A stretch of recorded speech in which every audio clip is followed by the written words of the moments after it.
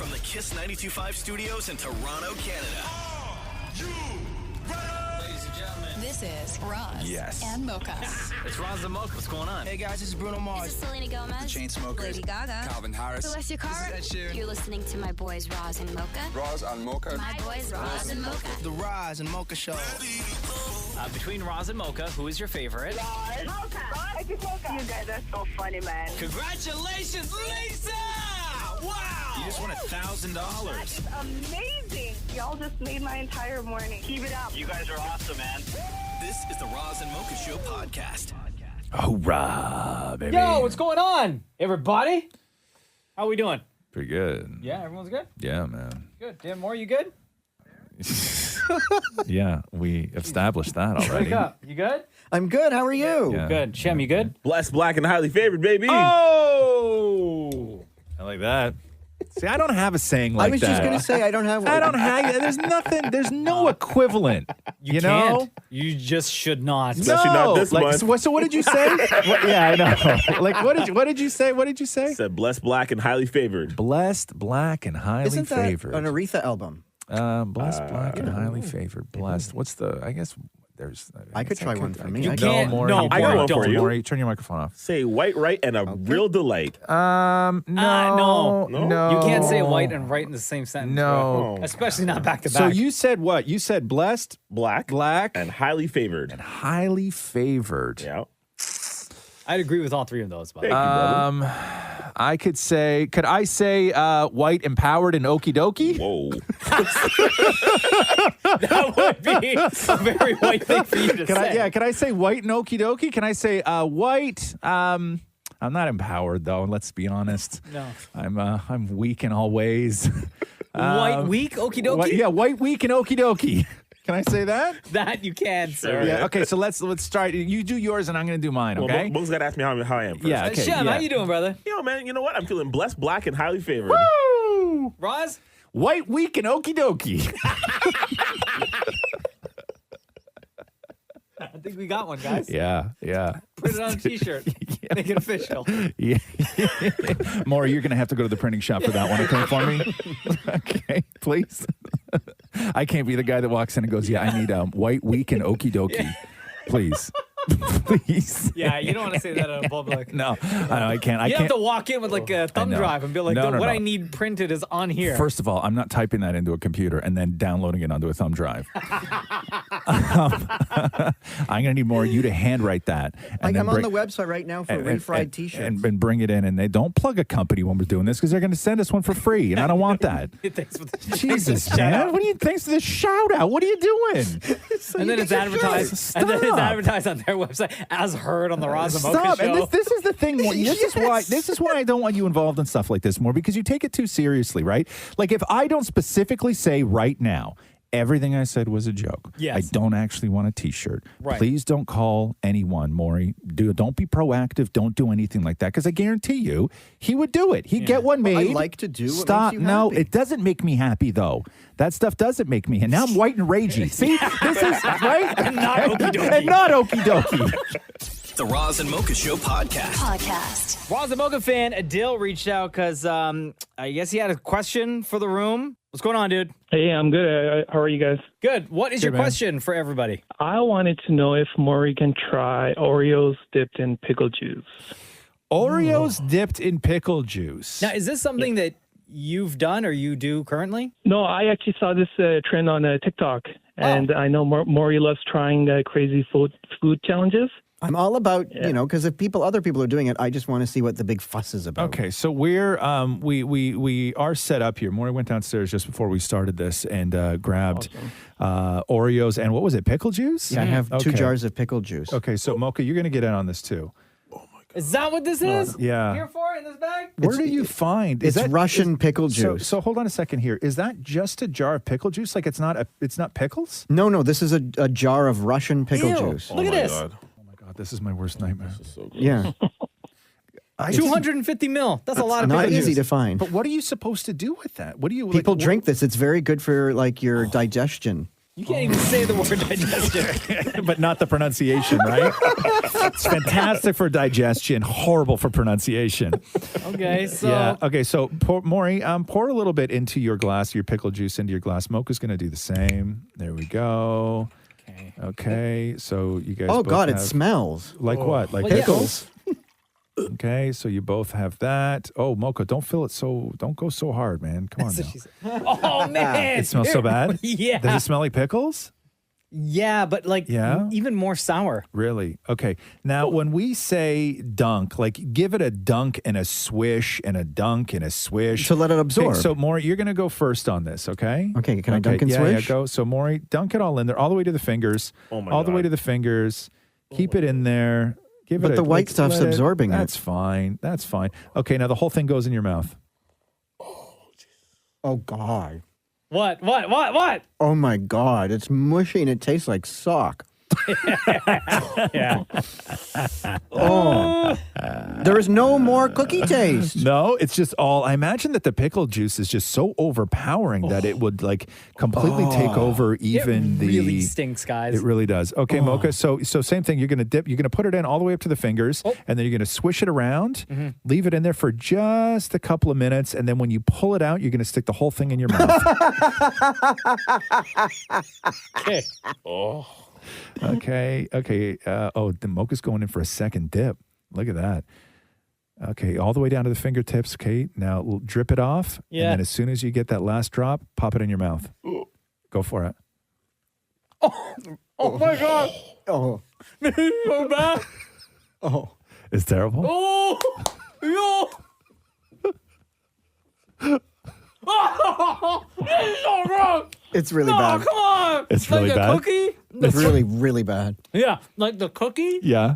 After all that, it just became like ultra soft. Yeah. Are you just letting it dissolve in your mouth, or are you actually trying to chew? It dissolves on its own. Yeah, it really does. This is so bad. Oh. I didn't think it was even going to be that bad. Okay, now we have to drink a bit of this, right? Mocha's spitting now. Okay, Mocha Ew, is... just swallow. Mocha is just spat it all out into a plastic bag. Is so gross. Okay.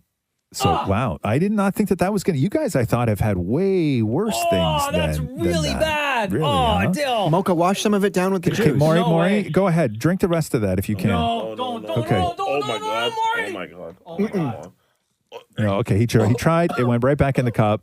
Oh, it's warm. That was in your mouth for, I would say, like 10 Oh. seconds before you could spit it out, right? Oh, that is vile. Yeah. Oh, that's it's so pickles. gross. It's pickle juice. Yeah. Anyway, there you go. there you go, Adele. Thanks. All right. Take care. Thanks for the suggestion, man. That's real great. The Roz and Mocha Show podcast. So it's been one full year Since we've been blessed with this line. I'm here live. I'm not a cat.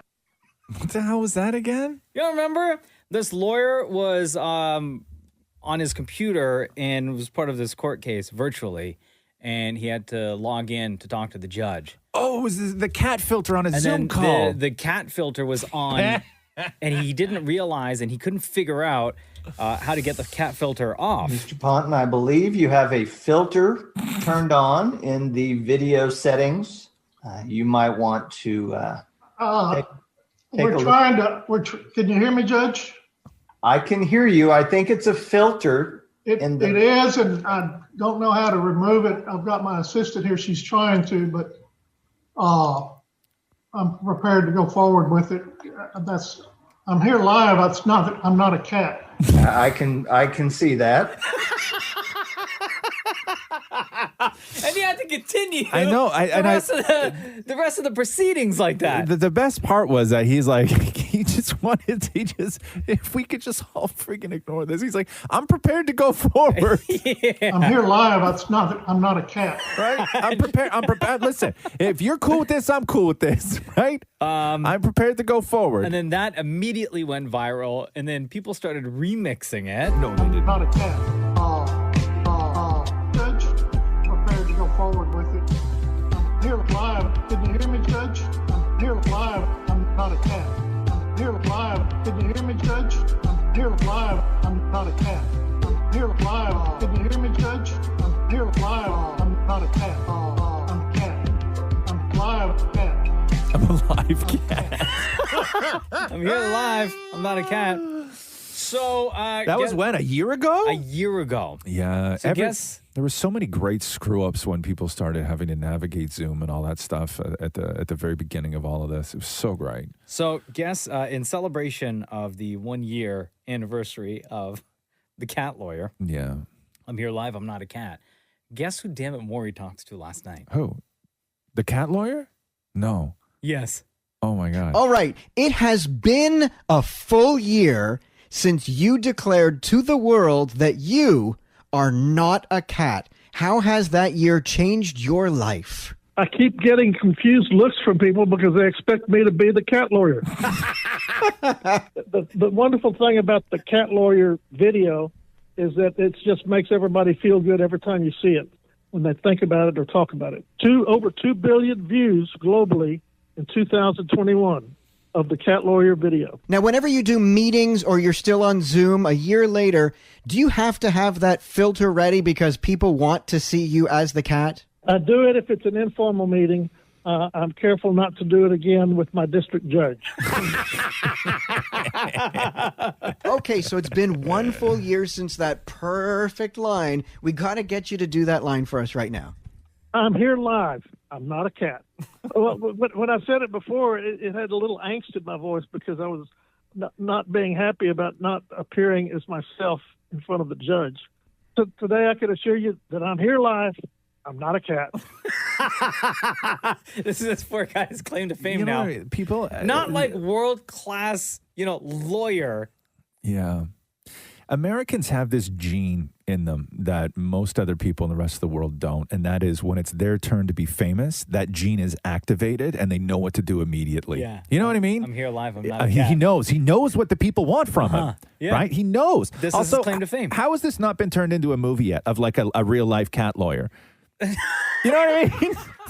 I'm sure it's in the works with Netflix. Yeah, or Amazon. It's got to happen. It's going to happen. Some animated show or something like that. Damnit Maurie caught up with the guy, the cat lawyer, 1 year after his viral fame hit. Because you did declare to the entire world that you are not a cat, between Roz and Mocha, who would you say is more like a cat? Oh, I think. Who do you think he's going to say? Oh, based on, we're both furry. You're more furry than I am. Really? You sent him pictures, obviously, right, Maury? Well, several. Several. Did we have shirts on? No. Interesting. Interesting. Well, okay. If he's counting nipples, then he's going to say me. Because you did declare to the entire world that you are not a cat, between Roz and Mocha, who would you say is more like a cat? Oh, I think Roz is probably more like a cat. Got more like the cat lips. Ew. Please do tell me more. Ew. That's all I'm going to say. I don't have cat lips. The Roz and Mocha Show podcast. Yo, some people are good at faking it. Oh, my goodness. Yes, they are. There's people in the car with their partners right now. One of them just shot the luck at the other. Yeah. Better not be you. Not me. I don't fake nothing. Don't you worry about me. Genuine, baby. No, some people are really great at faking it. And this all started when there was this brilliant story of this woman who was out on a date and the date wasn't going well. And she faked COVID to get out of a date. Like, she had a friend text her and then she changed her friend's name in the phone to like the NHS Health Authority and then went back to the table with the guy and was like, oh my God, the NHS just emailed me. I got COVID. I got to go. And then she left and then I guess like just went and hooked up with another guy, right? Yeah, she said that. Yeah. She said she met up with her friends at a club, met another guy, and went home with him that night. Right, yeah. Yeah, so faking it is something that certain people are very, very good at. And when we say faking it, we mean anything. Like anything you have faked, because some people are like wizards at it. And we always want to know what you've faked. Kim is a big Razzie Mocha fan and said that she's faked it. Go ahead, Kim. I've been basically pretending to be my sister whenever she needed me on the phone. You've been pretending to be your sister whenever somebody needs her on the phone? What's the age difference between you guys? We're twins. Oh, the twin switch. The twin switch, exactly. So in high school, my sister used to need me to pretend to be her to cover up for her whenever my parents called. Oh, okay. So wait, so if your sister was out and there was just you in the house, you would pretend to be both kids? No, we would work together, essentially. My sister would want to hang out with her high school boyfriend. Oh, And and she would want to go on a date or do, quote unquote extracurricular. And and we used to live in Vaughan, and my sister and I were like, oh, we're gonna go to Wonderland. And then my mom's like, okay, I'm gonna call you to make sure you guys are safe. So my mom would call me. I'd be like, hey, how are you, Mom? And she's like, oh, are you guys okay? Are you guys safe? Can I talk to your sister? She goes, yeah, no problem. Let me just, get her. And I shuffle the phone a little bit, pretending I'm passing it over. What other times have you had to fake being your sister when somebody called? Let's say if it wasn't your parents. If it wasn't my parents, like, say, for example, like, she wanted to, like, oh, my God, my sister was so badass in high school. Like, she would, like, pretend she didn't want to, like, hang out with a friend or whatever because she wanted to be with her boyfriend. She'd make me make up an excuse, and she would actually leave her phone with me because I'd be close by, like. And then I would have to answer it and be like, she would never say, hey, how are you? She's like, yes, whoever your name is, kind of thing. So it'd be like, yes, Mocha. What can I do for you? Like, that's how she'd answer her phone, and she was much more high-pitched and bubbly. So it's like, I just had to pretend, and nobody knew. Wow. Wait. But your parents can, like, look at you and know who's who, but on the phone still couldn't tell. Your own parents still couldn't tell. No, because my sister was much more bubbly, so I just have to change the tone. So I'd be, like, speaking like me, be like, hey, Mom, how's it going? And as soon as I'm, like, pass it over to my sister, it's like, yes, Mom, what can I do for you? Wow. And so your own parents couldn't tell? No, definitely not. My mom was a little bit harder to trick as he got older, but my dad, he would never know. He would never know. No, dads never, right? You know what I mean? Whatever you girls are doing. Always half paying attention. Whatever you girls are doing, I want no part of it. Yeah. And then so what about like with guys and stuff like that? Like, did you guys ever try and, did she ever like have a guy who called the house that you pretended to be her or anything like that? No, that we couldn't do. Like, actually, you know what? I can't even say that. Even now, like, we like to mess around with her husband so much, so I would pick up the phone and pretend to be her to her husband just to, like, mess with him. But like, it was not like, it was just for fun, It's not like how it used to be. Husbands find that stuff hilarious. Yeah. Yeah. Oh, yeah. We would go on for hours sometimes. Hours? We would have full-on conversations as, like, my sister and I are going shopping and we're driving home and he's on his way home from work and I'm just talking for her and she's just laughing and giggling in the background. Has it ever gone wrong, though, when either of you have talked to the other one's husband where maybe they said something that the other sister wasn't supposed to hear? Well, then we'll just look at each other and we'll just start mouthing it to each other. We're like, say this. I'm like, oh, okay, yeah, no problem. And I just, like, turned it on. Twins are freaky, man. Twins are freaky. You guys, it's so wild. We love talking about things people have faked. And obviously people love talking about things that they've faked. So you pulled off successfully many times with your parents, you and your twin sister, the sister switch, the twin switch, which is incredible that you guys have that ability. It's like having a superpower. Yeah, it's fun being a twin, and we're identical twins. So as kids, we would mess around with our friends all the time and just change clothes. Never got caught, huh? Never, ever. No. And you guys, you never like the same guy at all either? So it's funny you say that. We're complete opposite in personality. Like, she's super girly into guys. I'm totally not into guys. Oh, really? Yeah. Oh, wow. And so you guys knew this when, like early on? Early on, yeah. Early on, it was like definitely easy, yeah. Wow. Yeah. And like I mess around with my sister's husband all the time, and he just thinks it's hilarious. So you're the best. That's amazing. Thank you for sharing your story, Kim. Yeah, no problem. Right, Have a good love. day. Bye. Yeah, you too. Take care. The Roz and Mocha Show podcast. The heat in my car comes on way too late. Like how quickly does your car start to heat up? Oh, almost immediately. Almost immediately. Mm-hmm. Like you get in. Yeah. Put the heat on. Yeah. And like within a couple of minutes. And it starts. Yeah. Really? Uh-huh. Wow. And I got the the seat heaters on. Yeah. I can't use those. Why? You always feel like you're going to poop? Yep. Yep. It's not It good. just makes you feel that comfortable? What's that? No, I think it just loosens everything up, right? Like it puts me in such a relaxed state and it heats everything up down there. I love it. I right? love it. You're like, this is what I think happens when I have the seat heater on, right? Okay. God, how can I put this without sounding too gross? But okay, ready? I'll describe to you what I think happens inside my body because Catherine in the summer, right? Mm-hmm. We've talked about this before. Catherine in the summer will stealthily reach over and turn my heat heater on, my seat heater on when it's Like as a joke? As a joke, and then I realize it like way too late. Okay.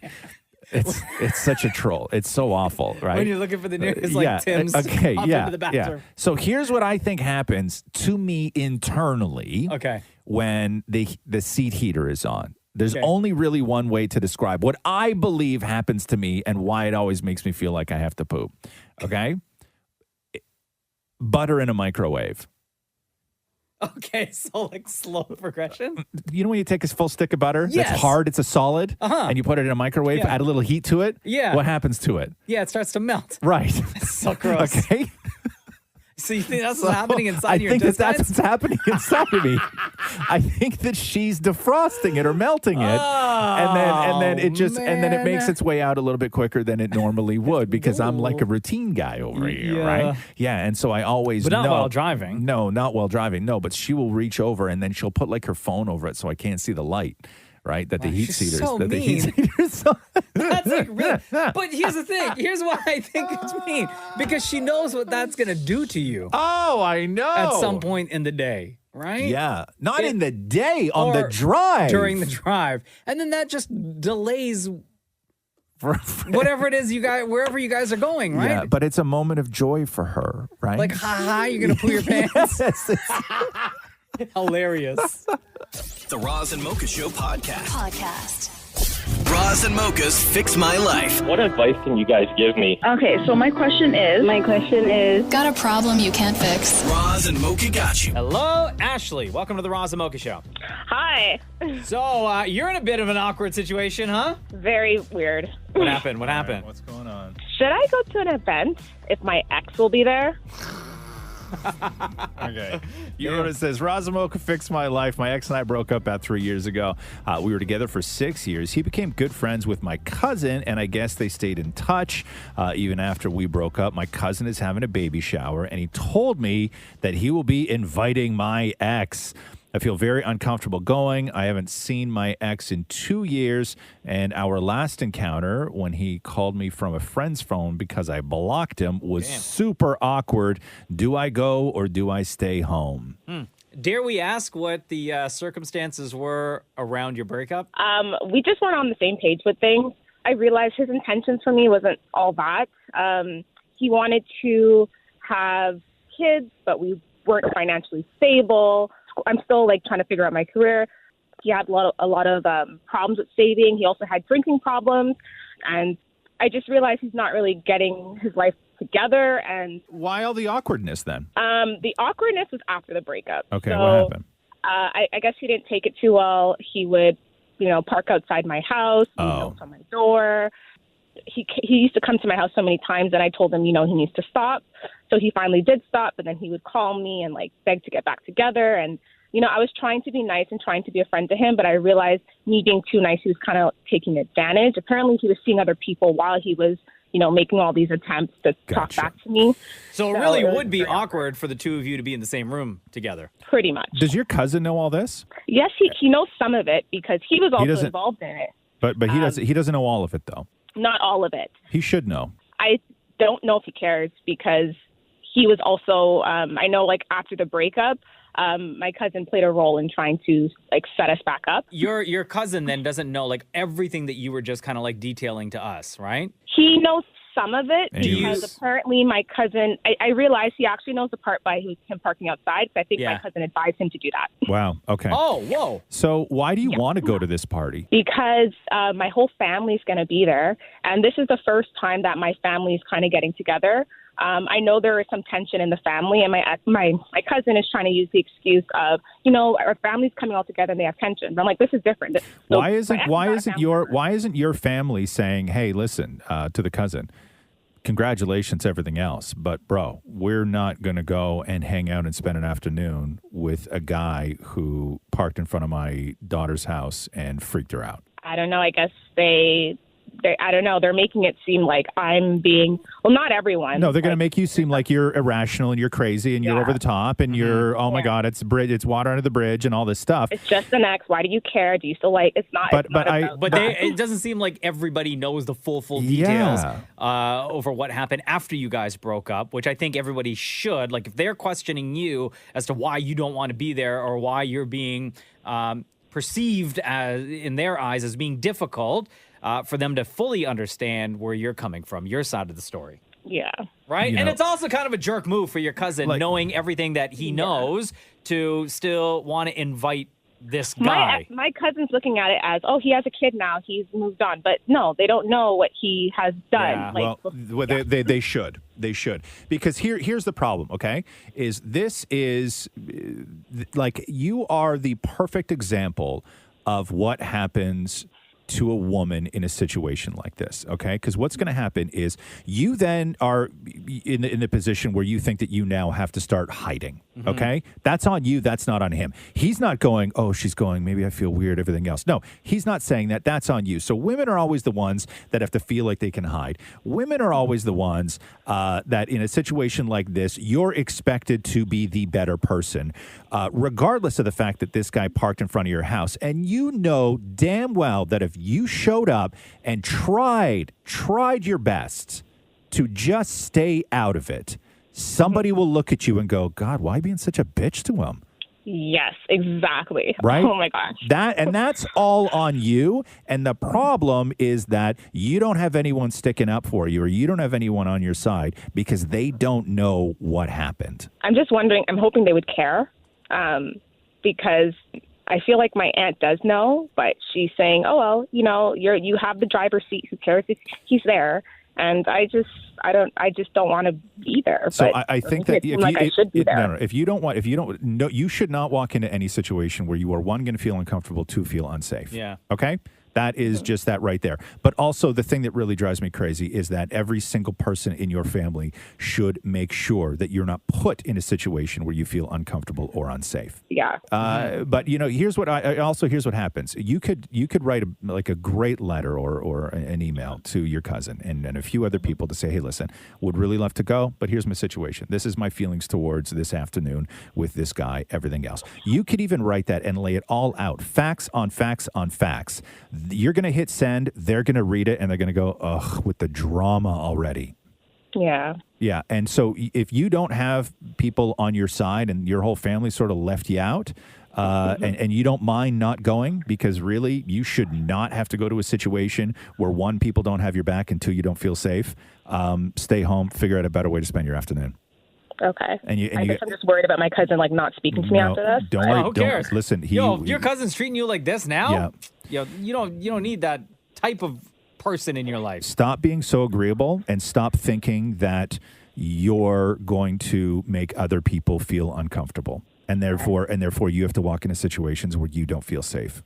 Okay. Saying no with confidence and being able to just not show or walk away is like, once you get to that level, especially with family, you're not going to feel guilty. You are going to feel free. Okay. You're in control. Okay, Ashley? All right. Thank you so much. All right, bro. All right. Thank you.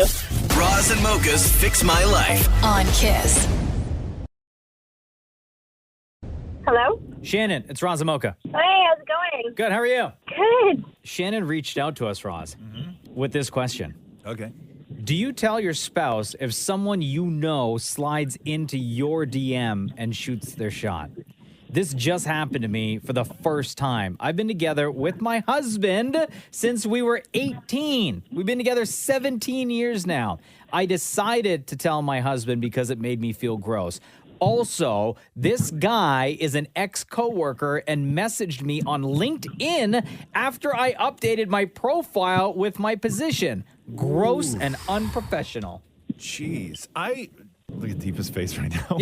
Oh, my God. This is a disaster. Okay, so I'm going to say, to be honest with you, I don't think anybody that I know has ever slid into my DMs to shoot any shot. Like, I don't think I've ever been in that position before. What did your husband say, Shannon? He just kind of rolled his eyes and said, "What a loser." Oh, wow. Wow. So Shannon then screen grabbed the convo, right? Yeah. So Shannon said, like, I guess this guy had asked, like, you know, hey, congratulations, by the way, what's the new role or whatever, and you answered. And then he said, that is awesome. Shannon said, thank you. The guy said, personal question, are you still married? Oh. Asking for a my friend, God. ha, ha, ha. Oh, wow. And then Shannon said, like, yeah, I am. Yeah. Still am. And then what happened? He didn't write back? Yeah, he wrote back and was like, oh, wow, I remember working with you and thinking he better, pull up his socks or he's going to lose a good one. Oh. And, oh, yeah. And I wrote back and said, well, actually, I'm the lucky one. And then he said, you're both blessed.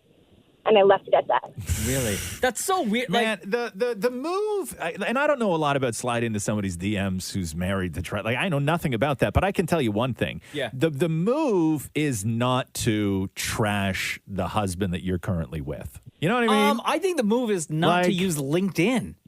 Yeah, for something like this. I don't know. I don't. That is not the place. Deepa, has anybody that you know slid into your DMs to try and shoot their shot or no? No, no one has done it. But the weirdest thing that I've gotten was when I posted wedding pictures because I got married like 5 months ago. Yeah.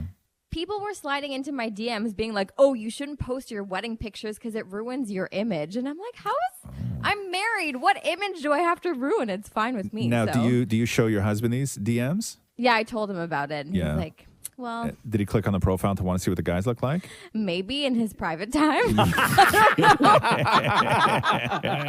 So if it makes you feel any better, Shannon, you're not the only one. Yes, it is creepy. I personally think LinkedIn is absolutely not the place. Okay, let's say it's not LinkedIn. Let's say it's somewhere else then. Let's say it's somewhere else. So the question is, if somebody you know slides into your DMs to shoot their shot, should you tell your significant other? This is not a question of if anyone slides into your DMs to shoot your shot, should you tell your significant other? This is just whether there's an actual connection to the person and maybe even your partner knows them as well. I would say yes. Yeah. I would tell my wife. I'd be like, you know what's so crazy? So and so, so-and-so? Because what if they see each other, or like, what if like all this stuff? Maurie, absolutely not, right, Maury? Why would you do that? Oh, wow, okay. Shannon, thank you so much for reaching out. Before we let you go, between Roz and Mocha, who's your favorite? It would be Mocha. I love your laugh. Hey. You make my day so great. I do love Roz too. I love everyone, but Mocha's my favorite. Yeah, You're the best. I'll hit you up on LinkedIn. Love you, Shannon. Take care. Bye. Bye, love. The Roz and Mocha Show podcast. Roz and Mocha's Hell of a Story. All right, Summer, let's get into it. It's Roz and Mocha. How you doing? I'm good. How are you? Good. Summer, welcome to Razzie Mocha's Hell of a Story. Where does your story take place? My story takes place in Edmonton, Alberta. And how long ago? Probably 22 years ago. Okay, so this is a story you have told over the years. Yes. Okay, so what's going on? What brings you at that time to Edmonton? Well, my career back then was in trade shows and displays, so I traveled extensively throughout Canada and the U.S., setting up displays for mostly automotive customers. Okay, cool. Fair enough. So on this trip, this was to the Edmonton Car Show, and I arrived at the hotel. And when I got there, I was a little nervous because the area of town was kind of sketchy to me. The hotel was kind of bland looking, and it was right beside a bar, and there was like all these bikes hanging out front. And I was like, okay, well, this is where the company booked us, so away I went. Like bicycles or motorcycles? No, motorcycles. Okay, I got you. Okay. Okay. So I went up to my room, and when I walked in, I noticed it kind of had like a funny smell. Mm-hmm. So I thought, okay, well, it looked like an older hotel, so I'll stop by the front desk on my way down for dinner. Wait, what kind of funny smell, though? Like, can you describe it? Like a kind of like rotting, pungent kind of smell. Whoa. Okay. So you go down to the lobby, or you go to get dinner. Yes. I go out to get dinner, and on the way out, I stopped at the front desk. I said, hey, my room doesn't smell that great, so could you have somebody check, maybe re-clean? I don't know, maybe the pipes are backing up. I don't know. It just smells. Yeah. Come back a couple hours later, and the odor was still there, that kind of funky sewage smell. Yeah. You know, got dressed, went to bed. Yeah, so I was going to ask, so like, did they say that they found it, or did it just sort of smell like they walked in, realized you had a smelly room, and they just kind of decided to mask the smell with like cleaning products and sprays and stuff? Yeah, they basically just, they didn't say they found anything. Okay. They just cleaned the room. So they just, yeah. Okay, so you're lying there in bed, can't sleep because why? The room smells so bad? Well, it got worse, progressively worse and worse, right? Yeah. It was wintertime, so the heat's on, and, Oh. you know, I'm kind of sitting there. Yeah. So I'm like, okay. So anyways, didn't get much sleep, was up pretty early, went down to the front desk and said, look, I got to move my room. They were good. They gave me a room, same floor, and I went, got ready for work. And as I was going out in the morning, I saw my old room was crawling with police. What? Yeah. Did you stop and ask any questions? I did. I said, is everything okay? And so they kind of looked at me and they said, well, no, not really. We found a deceased woman in this room. And I literally, my legs, I thought I was going to pass out. Hold on a second, Summer. Okay. So the smell in the room was a body? Yes. Where was the Yes, body? Back then, the mattresses sat on those like wooden frames. Yeah. So there was not a box spring in between. So Yeah. it was stuffed in between the mattress and the box spring. Oh my God. What the heck? Yo. So you not only slept in a room with a dead body in a hotel, you slept on top of a dead body in a hotel? Yeah, see, I just got goosebumps when you said it again. Yes, I was trying not to gag. I think I went crazy. I mean, it was just... Okay, Yeah, so it was- Summer, did you end up finding out how long ago was the body in there? They were pretty tight-lipped. The only thing that I got was that it was a blonde lady. She was pretty petite. Oh, God. Yeah, and they figured, you know, because I said, well, how the heck long was this there for? And they said they figured based on whatever their, you know, expertise that probably about 3 days. Oh, And I was like, yeah, it was a pretty frightening experience. Oh, my God. That is probably Oh, my God. in the history of Razamoka's hell of a story, like top tier hell of a story. I was pretty freaked out, to be honest, and so I had changed hotels after that. I was not staying there. Why? That was something else. I mean, I've never have experienced anything like that ever again. I and hope don't want not. to. You better not be the lady that slept on two bodies. Imagine. Wow, Summer, that is like next level hell of a story. Summer, thank you so much for being a part of Razamoka's hell of a story. Thanks for having me. The Roz and Mocha Show podcast. How are you? Yeah, I'm good. What's wrong? Nothing. Oh, okay. I'm all out of sorts. I fell asleep on the couch last night, and I'm still like waking up. Oh, I don't even remember going to bed last night. what were you watching? I don't know. I woke up at some point, and Catherine was watching, and just like that.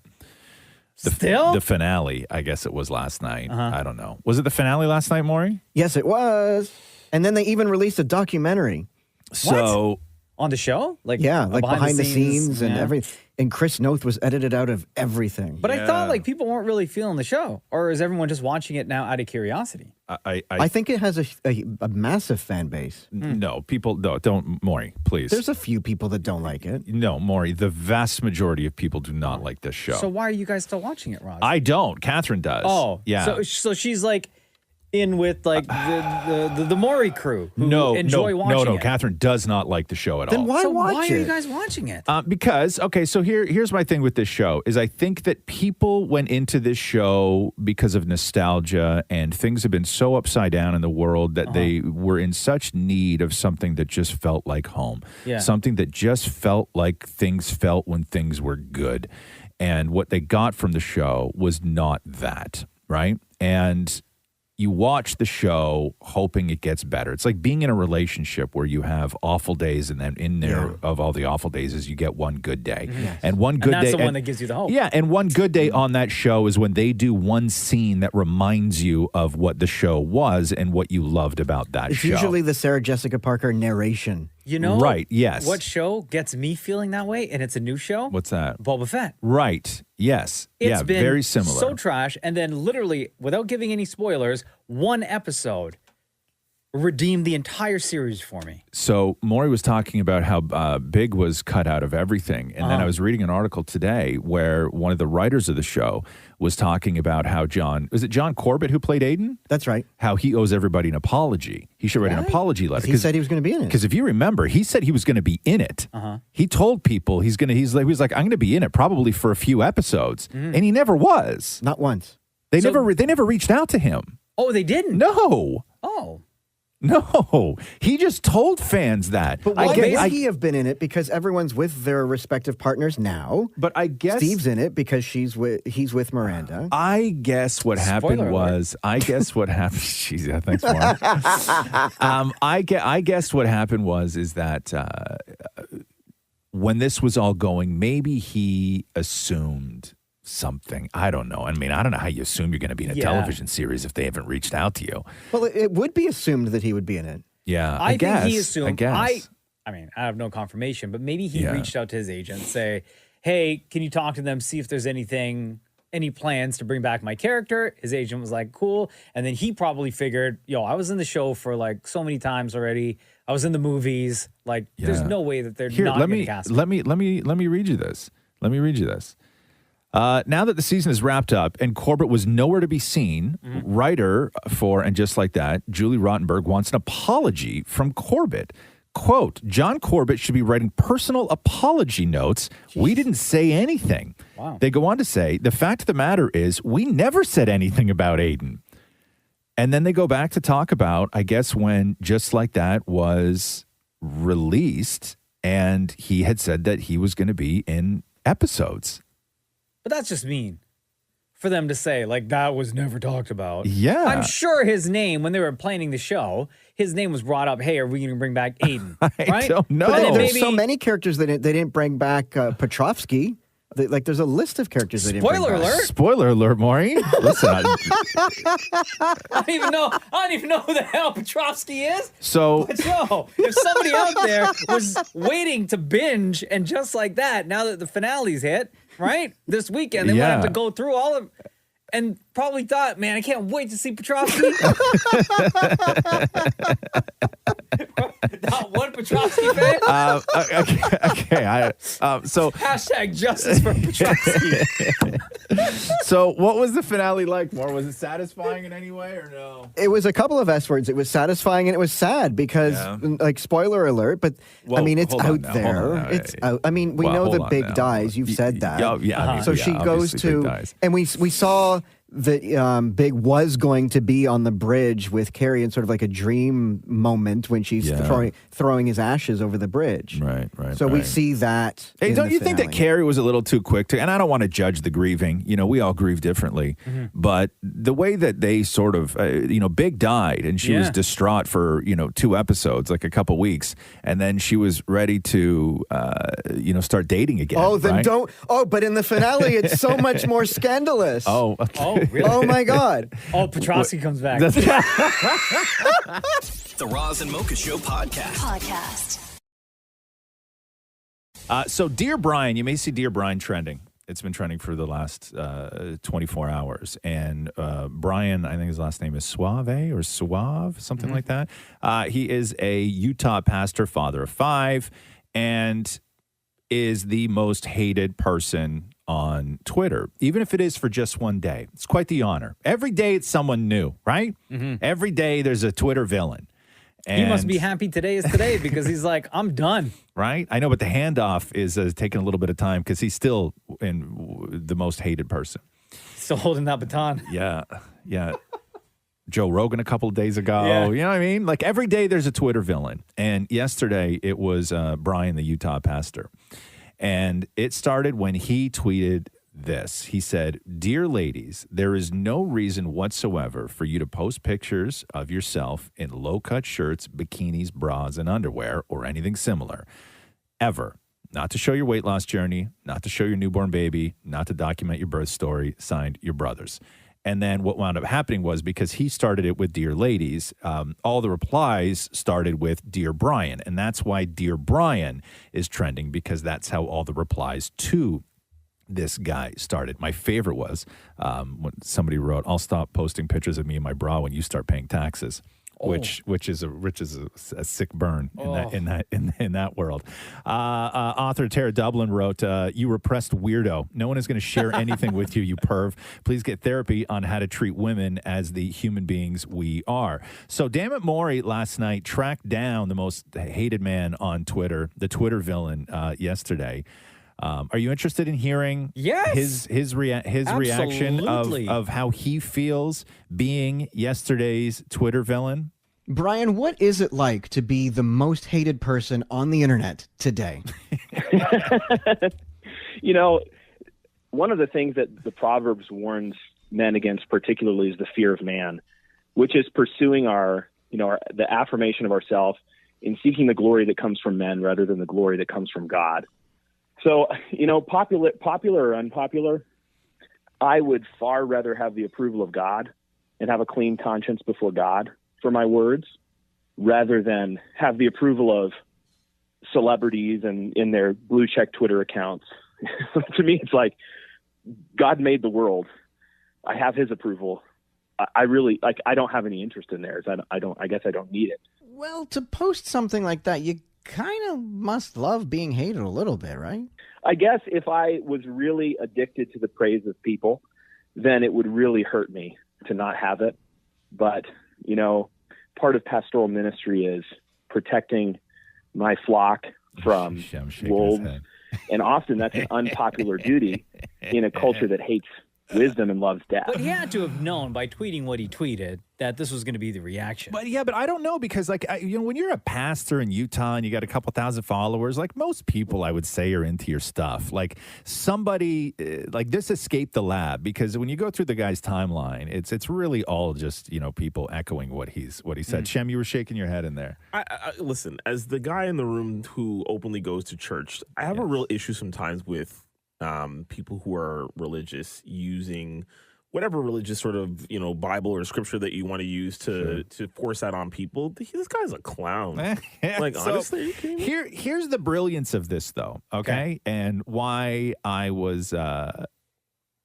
at first, I thought that this was a troll job. Before I heard Maury, when he tracked him down last night, and this guy actually takes himself that seriously. But why this was a troll job, okay? So he posted, "Dear ladies, there is no reason whatsoever for you to post pictures of yourself in low-cut shirts, bikinis, bras, and underwears, or anything similar ever," right? So he posts that. And here's where I started thinking that this is a troll job. Okay. Because he got ratioed into the ground, right? Meaning there's 15,000 comments, 15,000 quote tweets. His timeline is full of women who sent him pictures of themselves in a bra. What? Because previous to this tweet? No, replying to this tweet. Oh. Right? Oh. Because he's saying, don't do this. So they're like, check this out. And they're like, check this out. Dear Brian. So I started thinking that this was a troll job. I'm like, if you wanted to troll people to fill your timeline with pictures of them in bras, yes, this is obviously the way to do it. Like, asking for nudes is sort of out, right? Like, you have to find creative ways to do it. And I thought that this was a very sort of creative way for this scumbag to get his timeline full of pictures of women. Like, how do you do that? How do you get 15,000 women to send you pictures in your bra? Well, obviously, now. You write something like this. I know he's on his phone hitting save, Right? Mission accomplished. The Roz and Mocha Show podcast. Roz and Mocha's Fix My Life. What advice can you guys give me? Okay, so my question is... Got a problem you can't fix? Roz and Mocha got you. Hello, Cindy. Welcome to the Roz and Mocha Show. How's it going? It's good. So, what's on your mind? Why are you reaching out to us? Well, my mom needs a place to live, but does it really have to be with me? Oh, jeez. Okay. You wrote, it says, Razzie Mocha fix my life. I have to make a decision. Should I let my mom move in or continue to be on my own with my daughter? I'm a single mom and 42 years old with a 12-year-old daughter. My mom is 75, and living with her is like living in Alcatraz. The reason why I moved out of my mom's years ago is because we don't get along. What do I do? Fix my life. Wow. So did your mom ask if she can come live with you and your daughter? Not quite. She just kind of made herself move in already. Oh, she's already there. No, she's not here yet, but she kind of feels like she's already here. Oh, why? What have the conversations been? Well, the conversation is like she's taking over the whole place already, but she's not even here yet. How, though? If she's not there, how? Like, is she just bringing her stuff over and, like, setting up and then Pretty leaving? much. Oh. Does she have anybody else to help her? I mean, 75 is, I mean. No, I know. I love my mom and all, but we just don't get along. Yeah. Have you had a conversation with her about maybe this isn't the best for either of you? Yeah, but then she kind of gave me the guilty trip of not allowing her to move in. So Well, that's what parents do. A lot of parents are I know. experts in guilt tripping, right? Mhm. What are you going to leave me on my own to die? I can't do that. You know, all that stuff. All that. I raised you. What, you can't let me stay with you? All of that. You're going to get all of it. Have you offered to, like, Ma, I love you. I want you to do amazing things. Why don't I help you find a place that is, like, not here, not physically here in Yeah, our place, exactly. but let me find a place that's close enough so when you do want to visit, it'll be easier for you, or it'll be easier for us to come and see you. not quite, but she kind of plans to go away for 6 months and then come back again 6 months. So it's kind of like she's not really here permanently, so she'll just be going back and forth. Well, likely story. Yeah, but then those 6 months that she's there is going to be stressing you the hell out. Exactly. Listen, the idea, 75-year-olds thinking that they're going to go away for 6 months and then come back is like, you know, that happens maybe until you're 77 and then you don't want to do it anymore. You know what I mean? Like, so why does your mom need a new place? Well, because currently she lives with a roommate, and her roommate has 2 kids, so they're planning to move on their own with their own bedrooms and stuff. So she needs to find a place. Oh, and what, she can't afford to live where she is now. Can your Okay, mom got can it. your mom afford a place on her own or no? I'm not too sure about her financial situation, but I mean, That might be a conversation that you should have, though. Like if your Yeah. mom is looking to move in with you, because obviously that's the easy move, right? It's stress free for her, you know, just pack up and, you know, go and stay with you. You need to know all of those things. Like if you're you know, going to help your mom out who's 75, you need to know her financials. You need to know what she can afford. You need to know what the options are. You need to sit down and have conversations with her. You don't want to put your mom on the street, right? No. I love my mom and all, but And it doesn't sound like there's any other family or any other options. It seems to me what you're saying is that she can't afford where she's living. She has nowhere to go. Mm-hmm. Right. So you have to, as much as you may not get along with her, you know, she's still your ma, and, you know, she needs help and you got to help her out. And that is, you need to go in deep and you need to figure out her financials. You need to figure out what the options are. You need to have tough conversations with your mom. You need to be impenetrable to guilt, and you need to make decisions that are going to be the decisions that are best for, first of all, your kid. Secondly, you, and then your mom. And, you know, if you get to a point where you realize that your mom just can't afford to live on her own, there's other options. You know, maybe you can put her up, you find somebody who's looking for a roommate who's around her same age. You know, maybe, you know, she's obviously cool with doing that, but you have to explore all options. And I think that you have to let her know that. I think that you have to let her know that before we make this a thing, because you know how we are with each other, it is not good. And then explore all options. And she has to be cool with exploring all options, and she is going to guilt the hell out of you. And you don't want to feel uncomfortable in your own home, or feel like you're living back with your mom, as in like in her home. Yeah. Okay, so let's do this. Let's say 6 years from now your kid goes off to college, right? Let's just say, okay, you're still in your 40s at that point, right? Your mom's going to be in her early 80s. She's not going to be motivated to move out at any point. So when you're still a young woman in your 40s, what happens? Like what's the situation if you fall in love with somebody? Oh boy, that's why I'm still single, because it does not go. You going to kick your mom out? Of course not. I would not kick my mom out. It's just the fact that it's kind of hard to have my mom get along with anyone, really. Yeah. Okay. You need to let her know that, and you Yeah. can't bear the burden for all of it. You can be completely exhausted by trying to figure out all of the options to help your mother, but you can't be the only option. It's all going to start with a conversation. Yeah. Like it has to. Mm-hmm. Yeah, and if she doesn't want to open up her financials and tell you what she can afford and how much money she has and all that other stuff, then you got to let her. You got to let her try and figure it out on her own. All right. Because if she doesn't want your help, she can't just flop at your place, right? Mhm. Like if she needs help, she has to be open to the idea of you actually helping her. Exactly. All right. Does that help a little bit, Cindy, to get you Yes, it started? does. Yeah. Okay. Yes, Great. it does. Yeah. Awesome. Well, thank you so much for reaching out. Thank you very much for having me. Roz and Mocha's Fix My Life. On Kiss. Yo, they putting a cap on gas or what? I can't feed my family this week.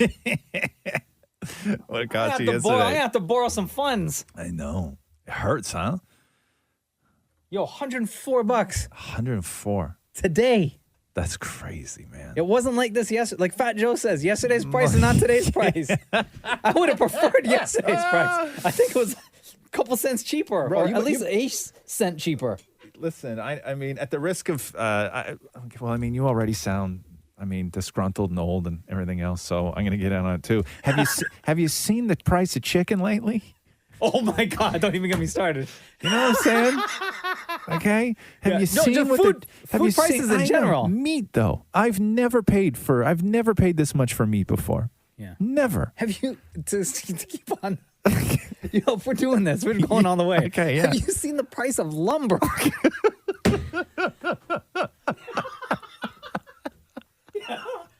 Okay. Went to Home Depot the other day, 2x4 is like double in price. And all right, and I know that somebody's tweeting right now, that somebody's messaging us right now, okay? Don't come at us with, but have you seen the cost of freedom? I don't want to hear that, okay?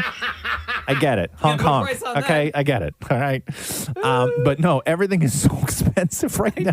I walked out of the grocery store yesterday with 2 bags. Yeah, I know. 2 bags. It was $100. I know, In man. 2 bags. I don't know. I don't know. I mean, like, I guess you could eat, like, you could buy a dozen eggs, some oatmeal, you could still, you don't have to spend that much, right, to eat decently. Like, you don't have to start buying garbage food. I guess that's the one thing that I want to say when the prices for everything goes up. It doesn't mean you have to start eating garbage, right? Like, there are sort of like cheap ways to eat well in this world. But my God, the cost of chicken. Somebody just texted us. Mocha, have you seen that City News article that says this? In the summer, gas is going to be at least $180. No, I haven't seen that. $180. Really, huh? I don't want to pay for that. No, it's tough. And we still pay way more than the United States does. Like, it's crazy. It's crazy. You're gonna man. get real mad. Yeah, tell me. Hit Somebody me. said, "Yo, you guys see the price of copper?" Now you're just Are scrolling. copper prices affected too? I had no idea. I had no idea. Okay, somebody brought up a good point. Okay, start shopping at Costco. So we, in our house, we definitely shop at Costco. The thing about Costco, for me at least, yeah, right, because Costco sells gas as well, Yeah, right? yeah. The lineups for the gas station at Costco is so long. Yeah. You can't just show up And pump your gas? and you got to wait in such a long line that for me, that time that I'm sitting there isn't worth the savings. Right. When it's like you're not saving a Right. ton, you're saving a little bit, but it's all that time. And then you're sitting there idling for however long. Right. I saw. You're wasting gas anyway. I don't know if it was real or not, but I saw a picture on the internet, so I can only assume it was real. I saw a picture where somebody was holding up a pack of steaks where they had one of those security tags on the package of steaks Okay. that they will then remove at checkout, so people don't steal steak. What? Yeah, Hold on, they it was put, like the same kind of, it was like a wire mesh sort of thing over a pack of steaks with a security lock on the What side they of have it. at some items at Best Buy? Yeah, like what they have, like, you know, at the LCBO, sometimes you walk in and they have that big plastic top on the top of bottles that they got to take off. Yeah. Oh, like in the vintages section. Yeah, thank you. Yeah. Fancy. Listen to me complaining about the price of chicken. I'm talking about vintages. Right? Could I be any more unrelatable right now? Okay. Guys, have you Have you seen the price? But honestly though, have you seen the price for a 40-year-old single malt? I'll go to that section of the LCBO. Everything's expensive, man. Okay, everything's expensive. Okay, yeah, definitely trolling. Have you guys seen the price of milk? Is milk more expensive? I don't know. I Another just buy person milk. I said, need milk. seriously, honestly, guys, have you seen the price of copper? The Roz and Mocha Show podcast. I got to play you this Jennifer Lopez clip on the Today Show because this isn't the first time that Hoda and Savannah have tried to get J-Lo to talk about a relationship with Ben Affleck. And they always try and use whatever J-Lo's promoting as a way to sort of get in. You know what I mean? Yeah. And I guess they're all friends and friendly and everything else, but they still try on television. And it's hilarious to watch Jennifer Lopez shut them down. So here is J-Lo yesterday with Hoda and Savannah. I think so many people can relate to the one that got away or the one you always wondered about or what if, how did you find each other again? I think, we can talk about that backstage if you really want to know. But, I think what we learned from the last time is that love, when you are lucky enough to find it, is so sacred and special, and you have to hold a little bit of that privately. Mm-hmm. And that's what we've learned. But we're very happy, if that's what you're wondering about. By the way, that's a journey, You look beautiful on people. Let me just block out this corner. You look really... Why are you trying to block out the corner? You don't want to talk about your personal stuff? Is that what it is, Hoda? Touche. Oh, damn. So I think what happened is on the corner of the magazine, so J-Lo's on the cover where she's like, you're looking happy, but on the cover of the magazine, Hoda tried to hide where there's a little insert talking about her recent breakup. Oh, no. Right? So she's sitting there asking J-Lo all these personal questions, right? And then she holds up the magazine and J-Lo's all like, oh, what? Oh, no. Oh, somebody doesn't want to talk about their personal life. She was holding up the actual magazine? Yeah. No, and she that's put when her you and she use blocked the out digital. the That's when you use the digital version on the big screen behind. Right. And right. crop, girl. Yes, I know. I mean, listen, I don't blame Jennifer Lopez and Ben Affleck. They overexposed themselves to the point where they made their first relationship was it was poison to people. Oh, yeah. People hated them so much. Yeah. I don't blame them. Could you imagine living through that and then sitting there going, yeah, I think it's a good idea that we, let's do that again. Right. Hell no. Right. Which is why they don't talk about it. They avoid anything that has to do with the relationship. But what is it, Maury? Oh, I know. I'm just going. I'm snapping. I'm like, yes. Yeah, I know that. It was just great. It was so great.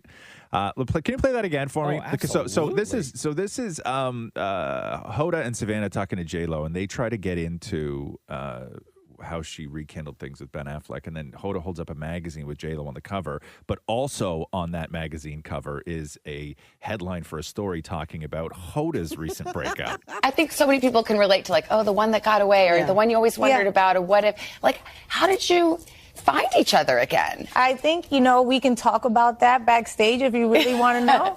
But, I think what we learned from the last time is that love, when you are lucky enough to find it, is so sacred and special, and you have to hold a little bit of that privately. Mm-hmm. And that's what we've learned. But we're very happy, if that's what you're wondering about. By the way, that's a journey, You look beautiful on people. Let me just block out this corner. You look really... Why are you trying to block out the corner? You don't want to talk about your personal stuff? Is that what it is, Hoda? Touche. Way to notice the environment and scan everything on that page. Also, J-Lo's been looking at people. You know what I mean? She knew that was there. She knew. The Roz and Mocha Show podcast. When's that new J-Lo movie dropping? Friday. Who's the info on this? Who knows? Somebody help me out. I think it's on Friday. On Friday? Mm-hmm. I love a J-Lo movie. J-Lo rom-com? Mm-hmm. Man, in my house, that's our whole weekend. Made in Manhattan? Made in Manhattan, Second Chance. Yeah. Is it Second Chance? Is that the one? Is it Friday, Shem? Friday. Thank you. All of those movies. Love a J-Lo rom-com. She is the most watchable star in show business. I love everything about her, and this movie is going to be so great. But everywhere that J-Lo has gone now to try and promote this movie, whether it's on the Today Show with Hoda and Samantha. Everybody just tries to get her to talk about her relationship with Ben Affleck because it's all anybody wants to talk about. Of course. But you have to understand J-Lo's reluctance because they got burnt. They overexposed themselves so much. And if you don't fully remember what Bennifer version 1 was like, so despised by everyone that when Kevin Smith was making Jersey Girl, which was Ben Affleck and Jennifer Lopez, it came out after Gigli, right? So Gigli happened and everybody they already hated Bennifer, right? And then Gigli happened and the reaction was really harsh. But then Kevin Smith had Jersey Girl ready to come out. And spoiler alert, J-Lo dies in Jersey Girl. Thank you for saying... But J-Lo dies at like the 45-minute mark of Jersey Girl. And when Kevin Smith brought the cut to Miramax to take a look at, their only note was, you got to kill her quicker. Because people couldn't stand the two of them. So he had to find a way to kill off J-Lo in a film because people couldn't stand Ben Affleck and Jennifer Lopez together. Way earlier. Yeah, he had to figure out a way to kill her. And was it still like starring Jennifer Lopez? Like yes. She still had they downplayed everything because that was poison at the time. Nobody was going to go see them. Like Jersey Girl didn't do well at all because people couldn't stand them. So you understand J-Lo's reluctance now to talk about now, her. I know. The now reaction is, oh my God, they're so cute. Everybody loves them. Yeah. But this is J-Lo on Ellen today talking about her and Ben. I mean, I can't imagine. I mean, it must be like, oh my God, we're back together after 18 years. That's like, right? Come on, J-Lo. Come on, what are you going to say? Yes.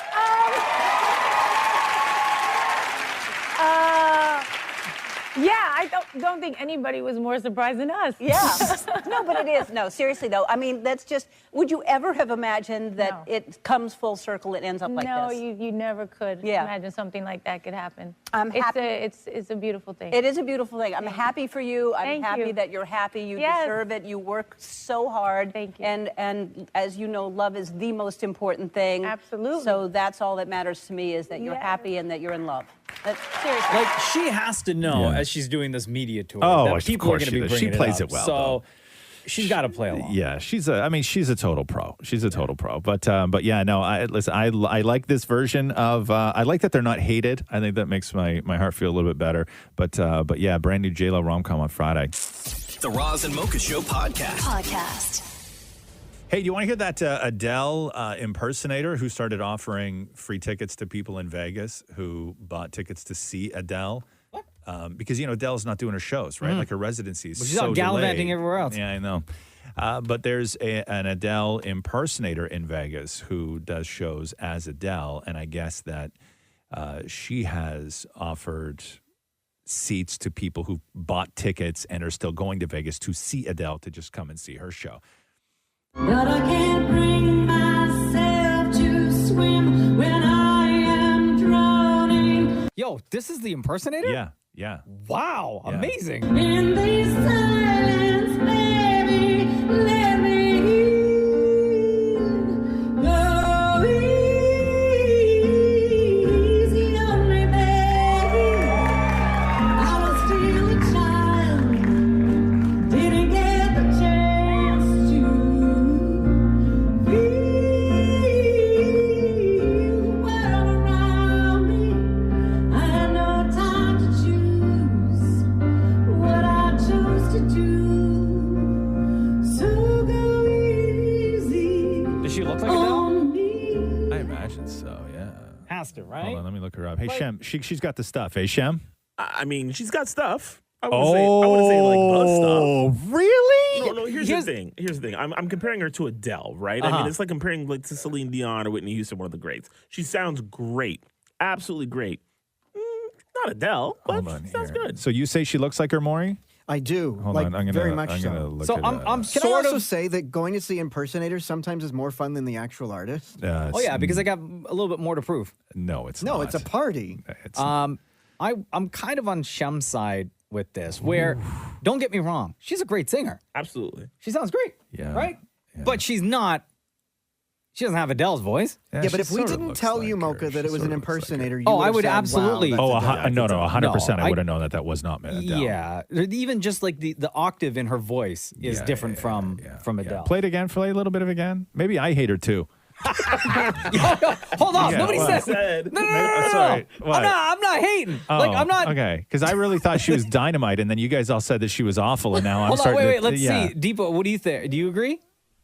No, I don't think she sounds anything like Adele either. Yeah. Okay. Yeah, let's Okay. play this again Yeah. for the Adele impersonators number one fan, Ross. But I can't bring myself to swim when I am drowning in these times.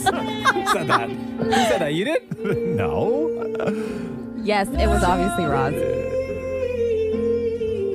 I don't know. She doesn't sound like I Adele. think she's got the stuff, man. Right there. You hear that? That was really good. Like, she could sing, but it's not Adele. No, it's not Adele, for God's sake. But, like, she's a great singer, no? Like, am I nuts? Also, the tickets were free. She is a great singer. Right. I don't know, with the amount, and I love Vegas, right? Yeah. I'm like Vegas's number one fan. You're not doing that, huh? But like to get free tickets, I'm not wasting my afternoon. You would consider this, even with free tickets, to be a waste of an afternoon. This poor woman. Do your thing. Hold on here. Even with free tickets, you would No. see going to see this woman do Adele. You would consider that to be a waste of Absolutely. an afternoon. Oh, Shem, am I alone? Utter waste. Yeah, I No, but see. you lost money Yes. going there to begin with. No, I am not. waste. I would rather sit down at Shake Shack and have a burger and a shake and fries than to sit there. And You would watch. literally rather do something that you could do in any other time of the day than take a free ticket and go and see this woman do Adele. After you lost money not going to see Adele. You would totally do that. Like, that's to you, this is the better choice, to do nothing. Yes. Wow. I'd walk the entire strip. Yeah. Roz, it's just The me Las and you then Vegas- going to the show. Yeah, I guess. I'd be there in a heartbeat. I'd be texting you guys, bro. Fellas. You are missing out. Fella, I just found Jesus. Like, I am. It's a religious experience. The Roz and Mocha Show podcast. I'm reading the story of this woman in Ireland who bought a used couch with her boyfriend because their Ew. dog, Sorry. ruined the couch that they have, or I guess now had. And they didn't want to buy something brand new because they knew the dog was going to eventually destroy it again, right? Right. So, used couch. It was a tan and brown two-seater that they ended up getting. Oof. So, sitting on the couch, they lose the remote, as a lot of people do, right? Yeah. And the boyfriend reaches into the cushions to look for the remote. No. And he felt something weird. No. And Like, he- how weird? Like, fleshy weird or like sharp weird? No, just something that like you wouldn't necessarily. It wasn't like food. It wasn't like coins, anything like that. It Something just felt odd, completely Gotcha. odd. Okay. Something that you wouldn't necessarily expect to be. I in would the expect couch cushion. nothing. Okay. So he pulled his hand back out and realized he had a handful of fingernails. Look at you, Buzzman. Oh my God, no. No. Like a hand? What do you mean a hand full of fingernails? So they pull the cushions out. Yeah. And look and find thousands upon thousands of fingernails and toenail clippings Oh my that were God. just shoved. That he just stuck them all back down there? Just shoved into the couch cushions. Really? Behind the cushions, yeah. Like why? Like why? I guess you're lying on the couch, you're clipping your nails. You don't want to put them on. You don't throw them out. You tuck them, huh? Yeah, and then Like you just down- forget? and you forget. But if you're doing that, but with the amount of clippings that they found, the previous owner, this was like a weekly occurrence. So But they if- had to have known Listen, if that you're- all those clippings were there because they just kept shoving all the. Yeah, if you're a fingernail biter, I used to be a fingernail biter. Yeah. It's a daily thing, right? Like it's not a weekly thing. It's a day. You find one little thing and you bite it off, and then I guess this guy was just stuffing it in the couch. Yeah. Oh, God. So I guess this couple that bought the used couch that had all the fingernail clippings in it, so the first thing they did was start to gag, but then they cleaned it up. No. Cleaned it all up. On the street. No. On the street. Listen to this, okay? Yeah. So they vacuumed all the nails out. Yeah. You know what that would sound like? Vacuuming out thousands of fingernails? The woman said that there were so many fingernail clippings. Yeah. It sounded like she was vacuuming up uncooked rice. It's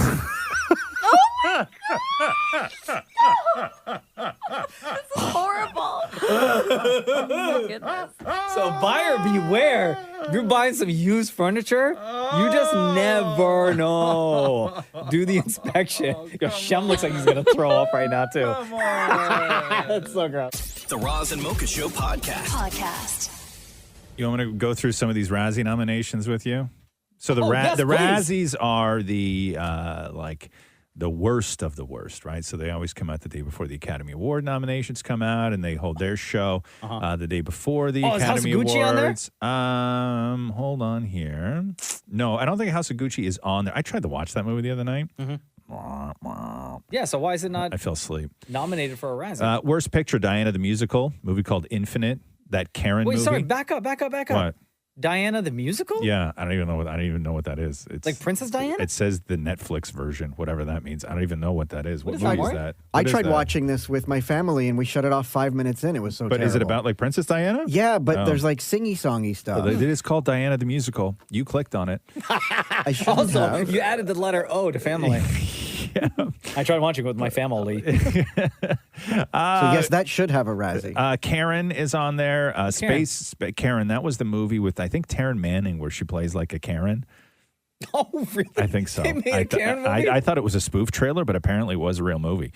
Space Jam, A New Legacy, and The Woman in the Window. And then worst actor, LeBron James is up there. Ben Platt for Dear Evan Hansen. Worst actress, Amy Adams for The Woman in the Window. Megan Fox for Midnight in the Switchgrass. Taryn Manning for Karen. Ruby Rose got a nomination. Congratulations. There's some great categories, though. So the worst performance by Bruce Willis in a 2021 movie. Bruce Willis was in a movie? So your nominees are Bruce Willis in American Siege, Bruce Willis in Apex, Bruce Willis in Cosmic Sin, Bruce Willis in Deadlock, Bruce Willis in Fortress, Bruce Willis in Midnight in the Switchgrass, Bruce Willis in At a Death, and Bruce Willis in Surviving the Game. Hold on, those Those are all movies that came out in 2021 with Bruce Willis. With Bruce Willis, he's been doing Was a that lot 8 of movies? he's been doing a lot of like straight to obscurity type films. Really? Yeah, yeah. Worst on-screen couple: LeBron James and any Warner Brothers cartoon character. Oh no! Jared Leto and either his 17-pound latex face, his geeky clothes, or his ridiculous accent in House of Gucci. Worst on-screen couple: Ben Platt and any other character who acts like Platt singing 24/7 is normal in Dear Evan Hansen. Oh wow! Worst remake, ripoff, or sequel: Karen, Space Jam, Tom and Jerry the movie, Twist, and The Woman in the Window. I never saw that Woman in the Window movie. Who's in that? Amy Adams? Is that a Netflix movie? Yeah, but and it's exactly like the Netflix one with the kid across the street. Oh, the great one though with Kristen Bell. Yeah, those two are the Right? same movie. Yeah, but only one is awesome and one is not. Right? Apparently. Yeah. Worst director, nobody cares. And then worst screenplay, yeah, Diana the Musical, Karen, The Misfits. I don't even know what this movie is. I never heard of any of these movies. Like normally the Razzies are like but I guess maybe there just hasn't been a lot of movies that were out. I'm just surprised that Bruce Willis was in 8 movies last year. I know. You know what I watched that I really loved? I watched that new Kevin James movie where he's the football coach.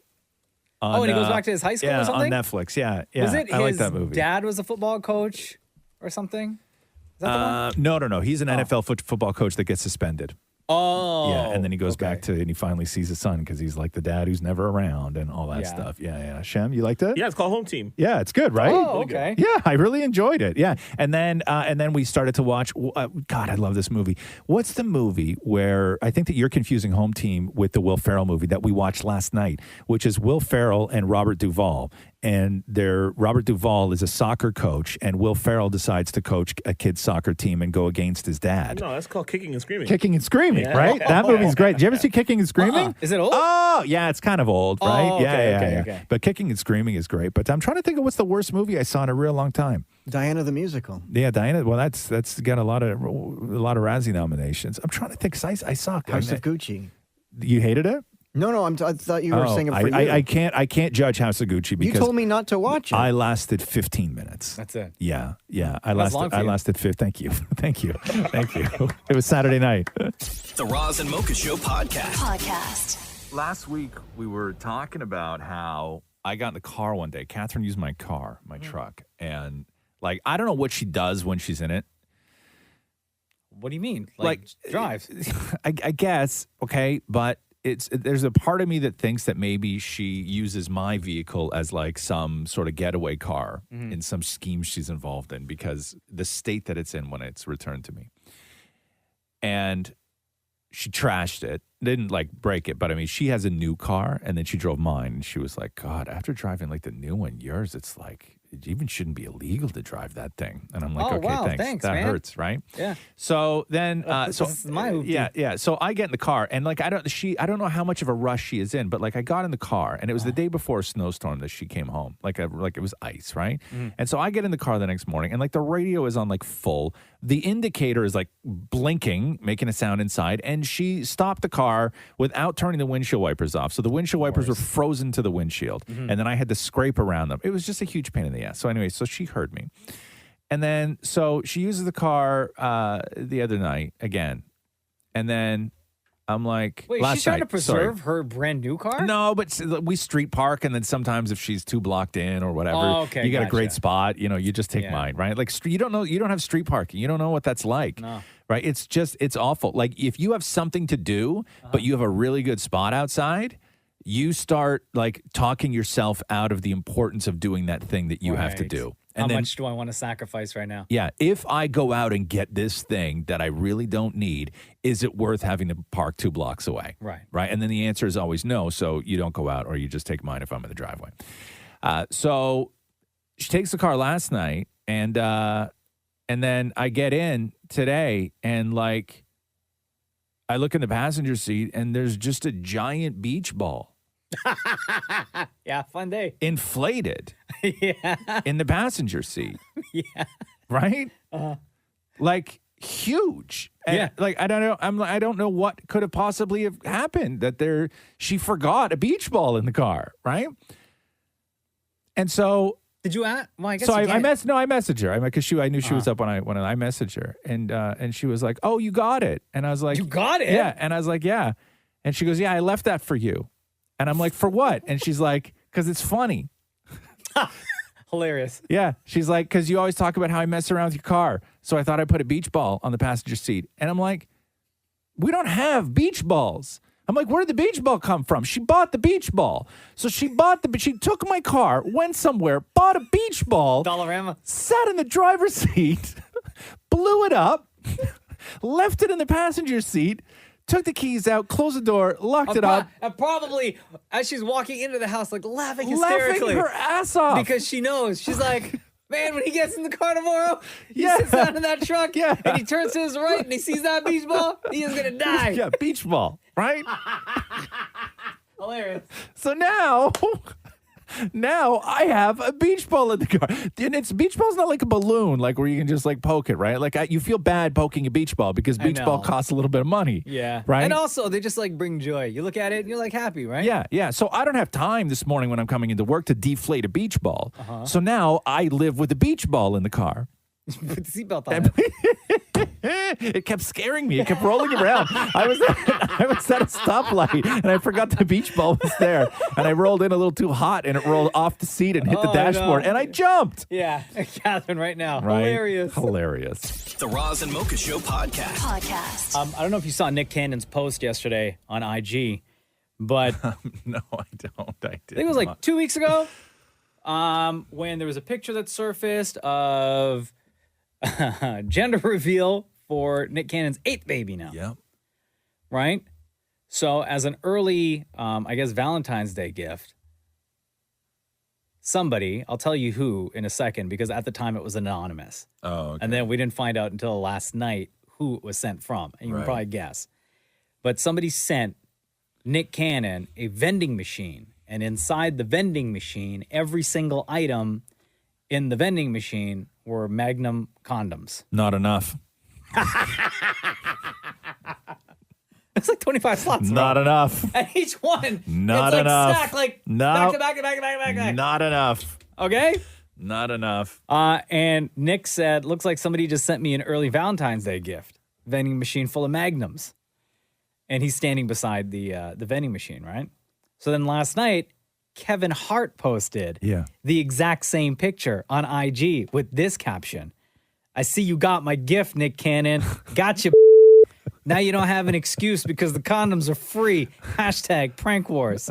Wow. So they are back at it again. If you remember last year, I guess Nick sent Kevin a llama for his birthday. Right, yes. And then Kevin posted billboards in LA, New York, and Atlanta. Right. With Nick Cannon's face and Yes. his phone number. Yeah. And it says something like, if you're looking for fatherly advice, call Yeah. Nick. Yes. Call Nick Cannon. And then Nick Cannon's phone was like blowing up. That's right. He posted And then his I cell number. think Yeah. to get back at Kevin, Nick then plastered his face on Kevin Hart's private jet. Yes. So when that's Kev right. showed up to the airport at the Right. tarmac, Yeah.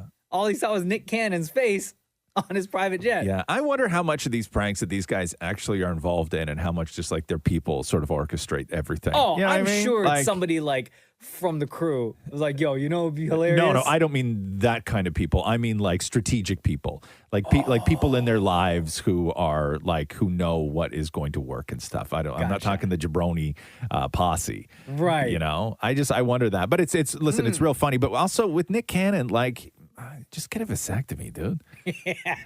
You know, like you can still do your thing, bro. You still do your thing, right? Just get a vasectomy, right? It's But not he that. said after that, finding out that he's having another child. That was when he said that his therapist suggested that he be celibate. And I'm like, become you don't celibate, have to be celibate. You just have to be snipped. Right? Like, snap. you know, obviously we know you enjoy it. Right? A lot. Yeah, like a lot. Okay. Even when you're playing the numbers, right? Anybody right now who's gone through any sort of difficulty with, pregnancy and trying to conceive, everyone understands the sort of, timed randomness of it, that even if you do all the things right, it's still not a guarantee. Yeah. With Nick Cannon, with all these different women, to be at baby number 8, okay? He's not sporadically No.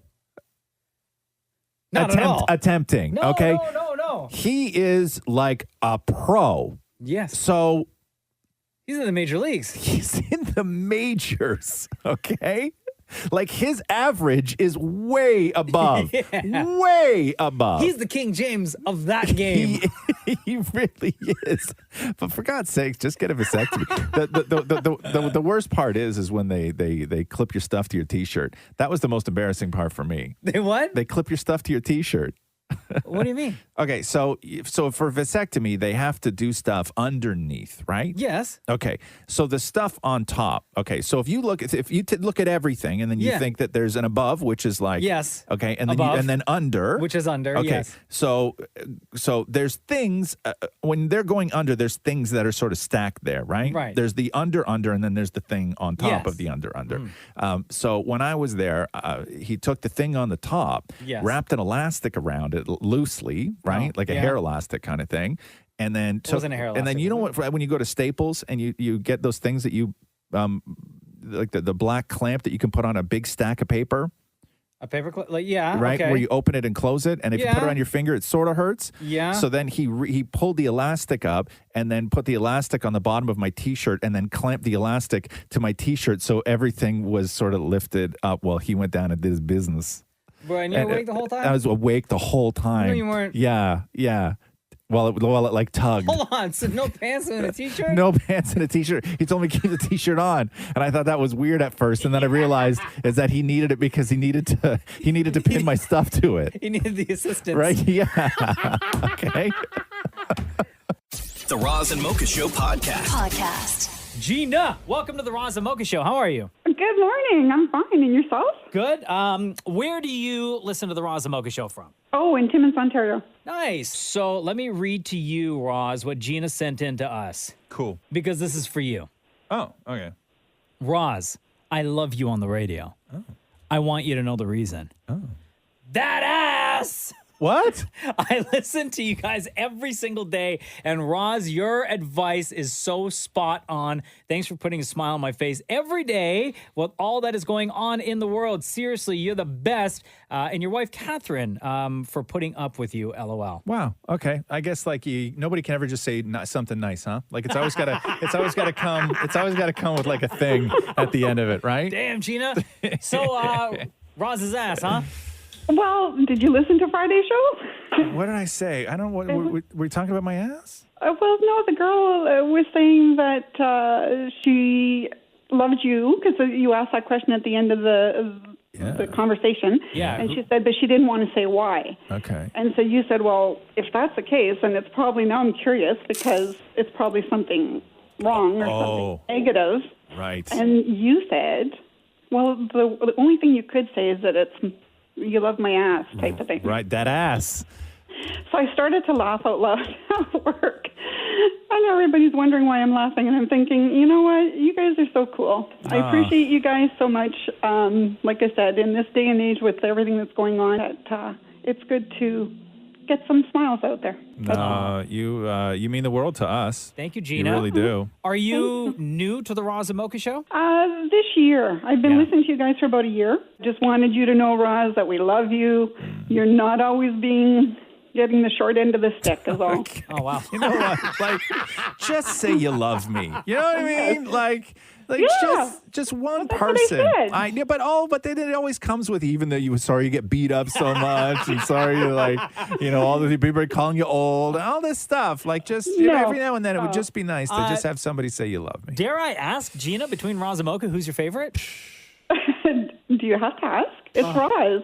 Roz. You're my girl. I love that. Yeah. Thank you so and much. remind us, why is that again? Just because he's right on. Like his advice is just, I agree with everything he says. Same. And that ass. Love you lots, Gina. You have a wicked day. Okay, you guys too. Love you guys. Bye. Love. Bye-bye. The Roz and Mocha Show podcast. Snowboarder Max Parrot, representing Canada at the Olympics in Beijing, picked up the country's first gold medal on Monday. And 3 years ago, Max's story is crazy. It's really incredible. 3 years ago, he was going through chemotherapy trying to fight cancer.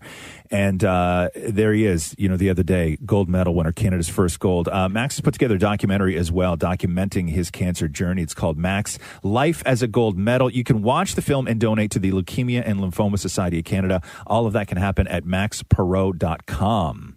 Oh, yeah, there we go. Olympic gold medalist Max Parrot. What's up, man? Welcome to the Razzie Mocha Show. How are you? Thank you, man. I'm feeling totally amazing. Look at that. Have you? Look at this. Look at that. Nice. I love. Yo, why are you not wearing that around your neck right now? I'll put it right on. Be honest. When you got that medal and you put it around your neck that night when you got back to your hotel, did you sleep with the medal on? No, I didn't. It's pretty heavy, so I guess I could get hurt. Yeah, man, that thing will tear a nipple right off if you turn the wrong way when you're sleeping.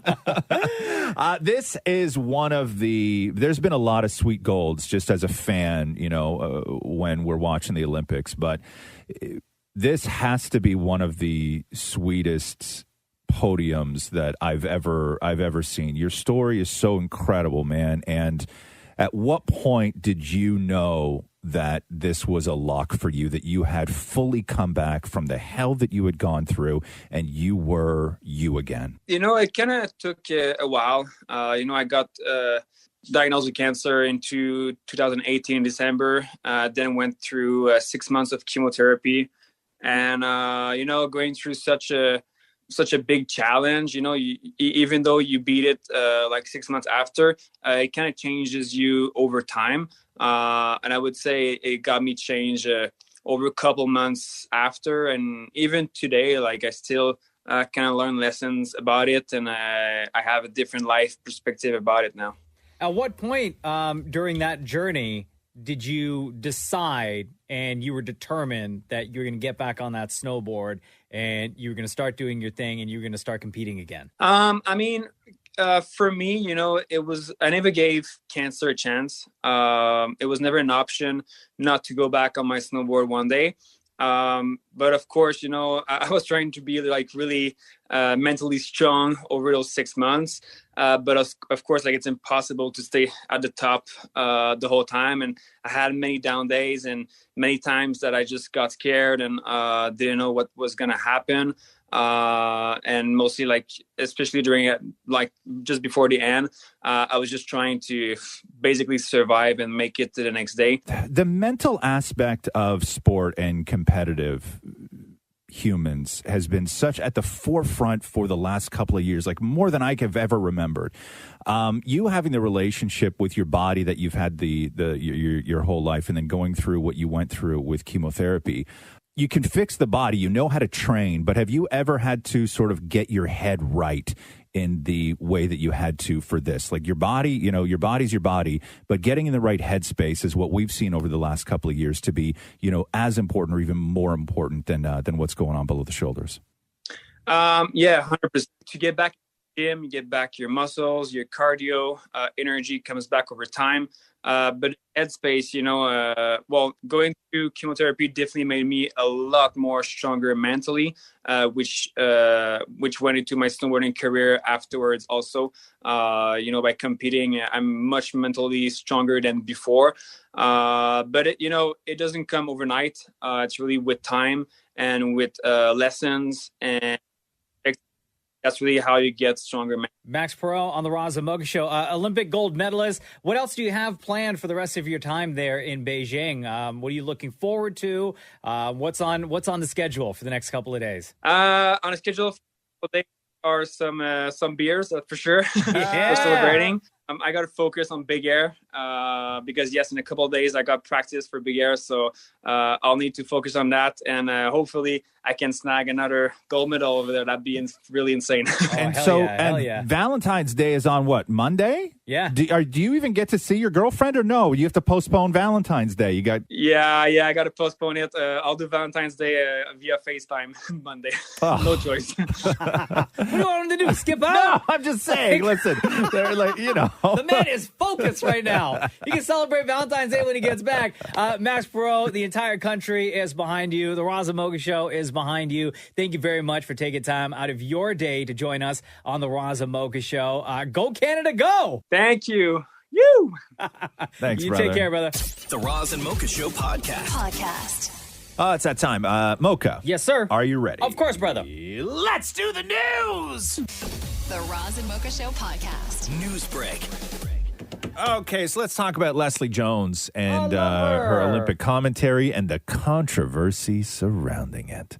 Well, people don't want her to do it now? So Leslie Jones, for the past couple of games, has been doing, she sits at home, she watches the Olympics, and she offers commentary, right? And it's awesome. Like Leslie Jones, she's built for stuff like this. She's so spot on. Her energy is just so up there that her initial honest reactions to what some of these athletes can do is incredible. So here's a little bit of Leslie Jones commenting on what she's seeing during, I think it's figure skating. Team USA, slay all day.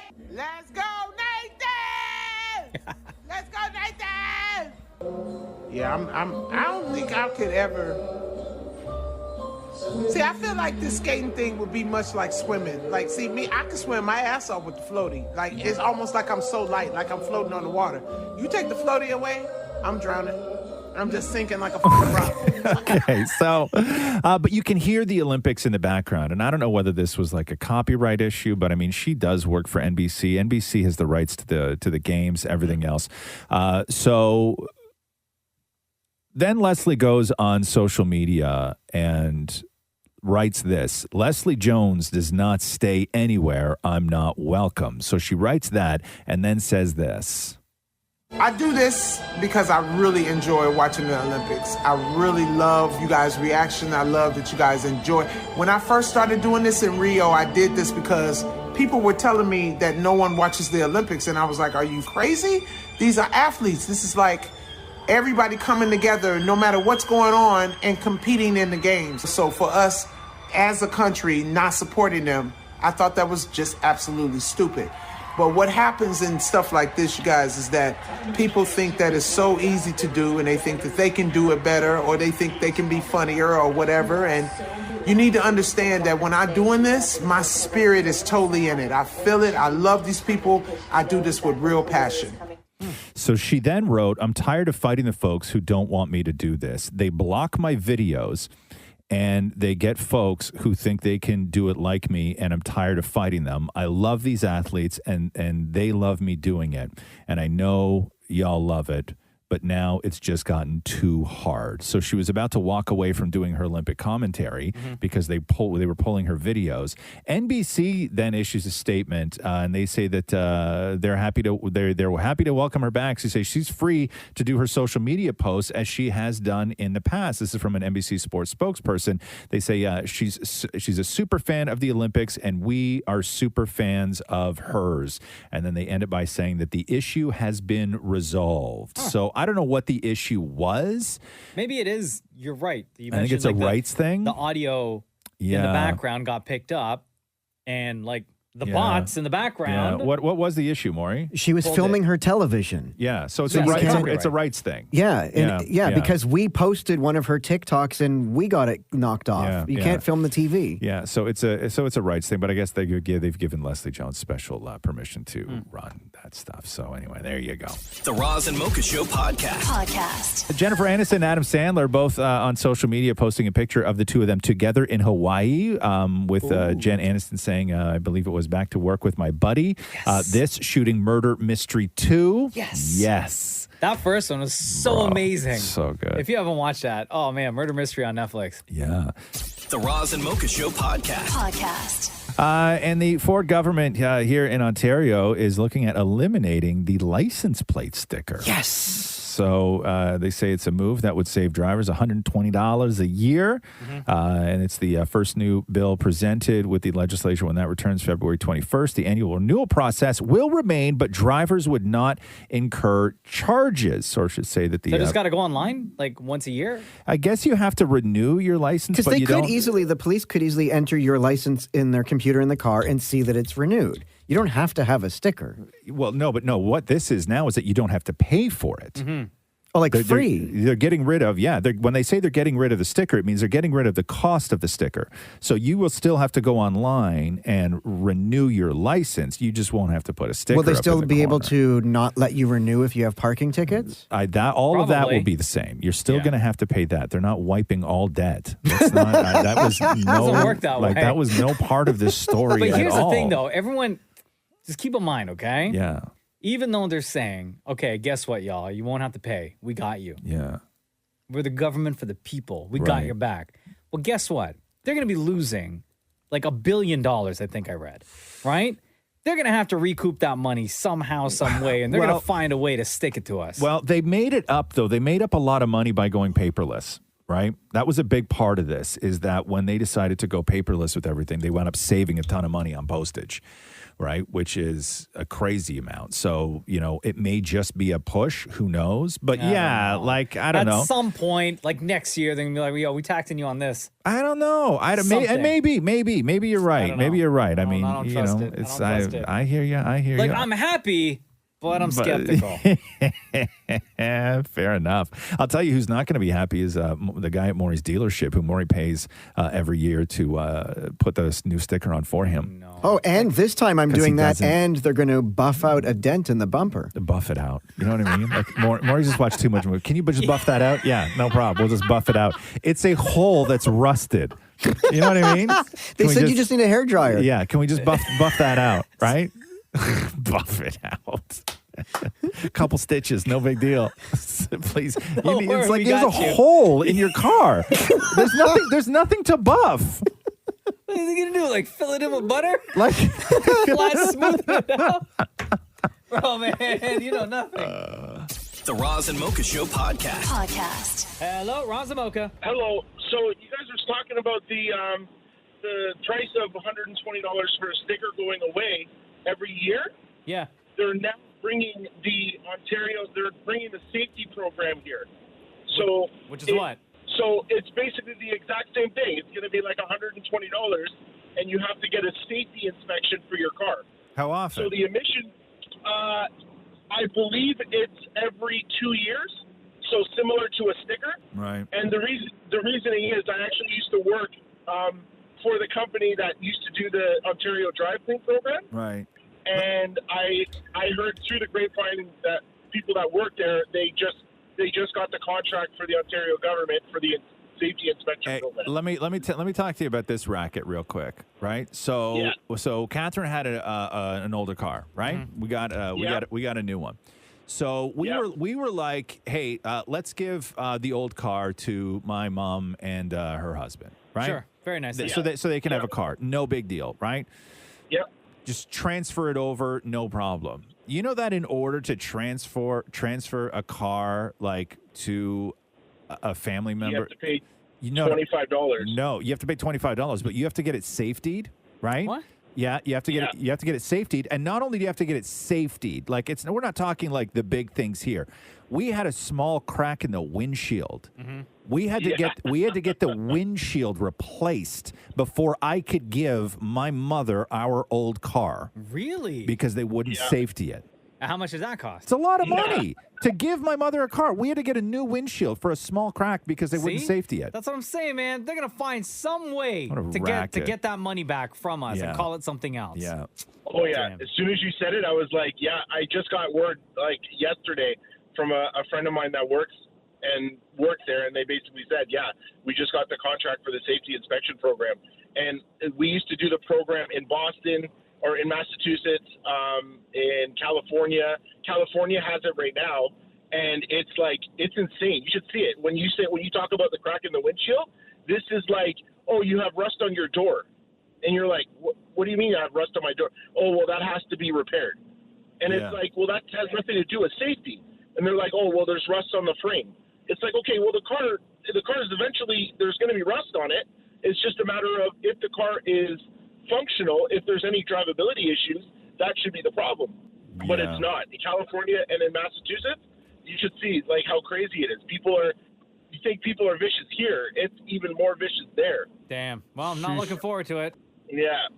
It's all good. Thank you so much for calling in, bro. We appreciate it. Thank you, guys. Take care. The Roz and Mocha Show podcast. We're still talking about these movies that COVID screwed up that were supposed to come out. Like, remember Top Gun? Like, they released that trailer, everything else, and then all the conversations about Top Gun stopped. But Because it was delayed like 2 or 3 times. yeah, but Mission Impossible was the big one.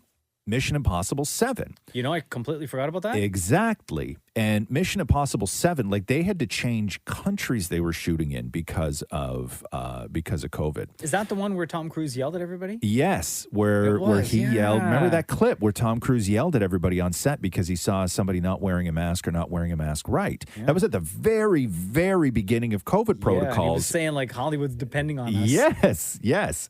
And if you want to know sort of what's at stake, and not that it justifies Tom Cruise, yelling like that, but if you want to know what's at stake, so I'll give you an example here. So Mission Impossible Fallout, which was the previous Mission Impossible. Oh, so good. That was amazing. So good. That one, to produce the film, cost $190 million to make. Wow. Okay? That's pre-COVID. That's pre-COVID. $190 million to make. Yeah. Mission Impossible 7, which is still not out yet. Mission Impossible 7, because of everything that's happened. One, they wanted to do stunts like they've never done in a movie before. Like you're going to see stuff in Mission Impossible 7 that you've never seen done in a film before. Is this the one where he had to go to space? No, this is the one where they jumped a motorcycle off like basically a cliff. Right. And then they had to change locations for COVID protocols. So Need a bigger cliff. The previous Mission Impossible in 2018, $190 million to make. Mission Impossible 7, this current one, which is still not out yet, $290 million. Boy. They spent $100 million more on this Mission Impossible than they did the previous Mission Impossible. And so the delays, so it was then again delayed from, it was supposed to be September 30th, 2022, and then it was July 14th, 2023. That's when they said that delays to the ongoing pandemic and the postponement will also add increased costs for the film's overall budget. And it's supposed to now open, July 2023. But the problem was they announced Mission Impossible 8 was supposed to open June 28th, 2024. So they have to shoot another movie. Well, they have the time to shoot the other movie now because this one that's supposed to come out. So much money. I guess. It costs so much money. So Mission Impossible 7, $290 million But it's done budget. now, right? It's done. Yeah. And they're just Well, waiting. I don't know if it's 100% done, to be honest with you. I didn't get that. If They it's 100% need a bigger done. cliff. The Roz and Mocha Show podcast. Nelly is apologizing for accidentally posting a sex video on his Insta stories. What? Yeah. Like his own? Yeah. Yeah. Nelly. Right? So We know it's getting hot in her, but but there's two parts to this statement, and I want your take on it, because one, it seems like Nelly accidentally did it. And then there's another one where they're trying to claim that maybe it was a hack. So Nelly wrote, "I sincerely apologize to the young lady and her family. This is unwanted publicity for her and them. This was an old video that was private and never meant to go public." Right? Doesn't that sort of sound like he Wait. accidentally posted it? yeah. Wait, so it's a video of him with somebody? Yes. Dog. Yes. No. The way Instagram stories works. Yes. Okay? When Okay. you go to post stories. Right. And you go to your camera roll. Right. Right? Yeah. If you're not filming something live. Yes. In the moment. And you go to your camera roll. Right. If that video is old, Yeah. dog, you got to scroll, man. Right. Unless it was something that maybe he airdropped to his phone at that time and it was the latest thing in the camera roll. Okay, but what if... But you still have to select that thing, put it in stories, and then hit post. Right. Yes, you do. Yeah. Like- but what if it was just in a different folder? You know what I mean? In a Doesn't different matter. album. What if he's got a whole album full of that stuff, and then when he went to his thing, it's not like it was old. It could have still been old, but maybe he only has 2 things in that folder. But even still, you have to confirm that you're posting Okay. that thing to Okay, I don't know, stories. man. So how the video wound up Like, on... we're not brand new, Nelly. Okay. Nelly's team told TMZ, quote, "They're investigating a breach and are concerned more of Nelly's private content may also wind up online, including financial information, personal documents, and passwords." Yeah, you screwed up. So they're claiming it was a breach, but Nelly's apology made it sound like it was more of an accident, right? Yeah, I think it was his act. The Roz and Mocha Show podcast. Julia Fox, Kanye West's girlfriend, was on the Call Her Daddy podcast, and it's interesting because to me it seems like Kanye, you get the sense that Kanye loves having a muse, right? Like he loves having somebody around that inspires him. But I get the sense from Kanye that in his head, he knows what woman he wants to be with, right? But it's not a particular woman. He just knows the woman that he wants to be with, who he finds inspiring, who he finds attractive, who he wants to spend time with, who he wants to look at, everything else. And he has that in his head. And then that woman doesn't exist. So he finds somebody and then he turns them into that woman. Because he did that with Kim Kardashian. Like a project. Yeah, but like he has what he need. He has what he wants in his head, and then he just finds a woman and just transforms her into that thing that he wants. Because he did the same thing with Julia Fox, and it's really wild to see. The transformation was instantaneous. Oh, yeah.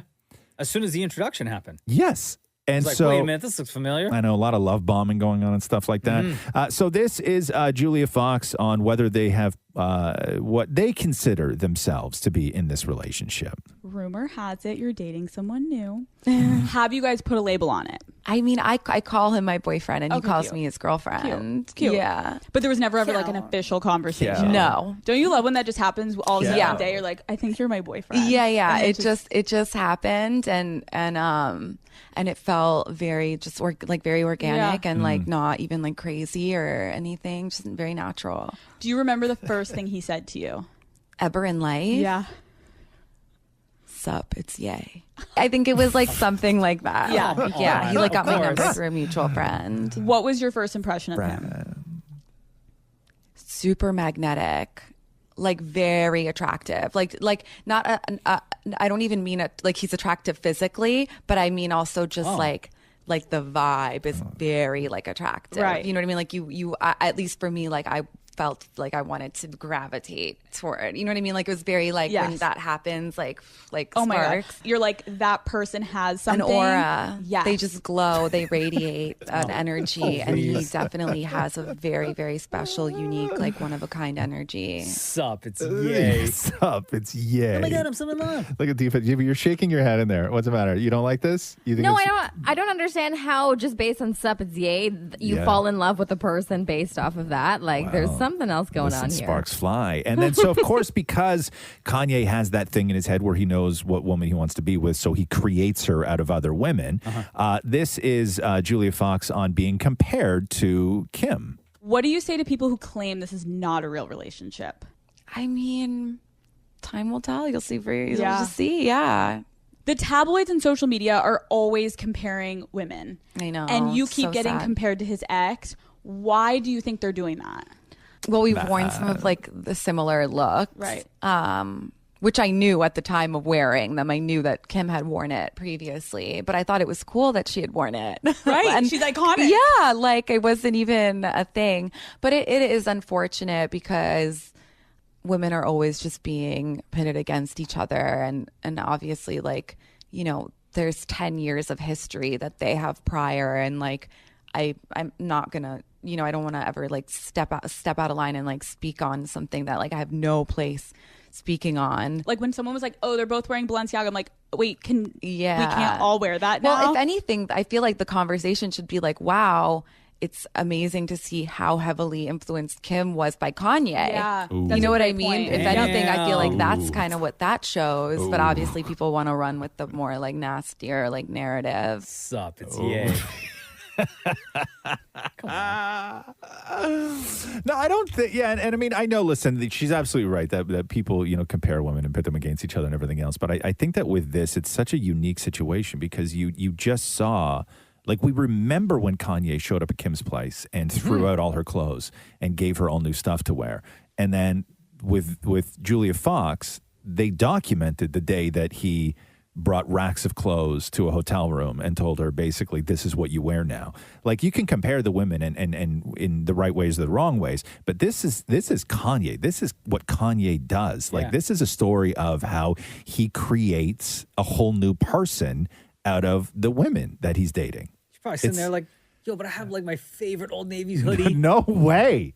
You are never wearing that again. Like I've been wearing 6 years I've had this. You are It's my most comfiest. You will never if you have that favorite Old Navy hoodie, right? Yeah. Okay, you will never you would bury that in the backyard. I'd wear it to in keep secret. it to keep it safe. I'd wear it underneath the Balenciaga. Okay, yeah, hold on a second here. You're going to wear an Old Navy hoodie underneath Balenciaga. Yeah. Yeah, and Kanye is going to be cool with that. You better be. Yeah. I don't know. But I guess she's right. Like, Kanye looks at you and gets inspired by you and everything. And why not? Like, I don't know. I mean, it's weird to me when she says that everything happened organic because this was just about the least organic thing that I've ever seen But it when was it comes to famous people falling in love. Cute. Oh, so cute. Where's that accent from? Like, where does that come from? It's Paris Hilton. I know we've talked about it before, but it's just like a real like. It's like Hollywood. It's like Camila Hollywood talk. Cabello with Chris Moyce, right? Yeah, Chris Chris Moyce, right? Cute. Cute. Yeah, I don't know where that accent comes from. I love your Like, top. It's so cute. What is it, Maury? What's that? It's called upspeak. No, that's not upspeak is upspeak. when you go up at the end of everything, right? Like I understand upspeak, but this is an accent. Yeah. right? Upspeak is like when you talk like this. Yeah. You do that so well. When you do what, Mocha? When you talk like this. It's cute, right? Anyway, all the best. That's all I got. The Roz and Mocha Show podcast.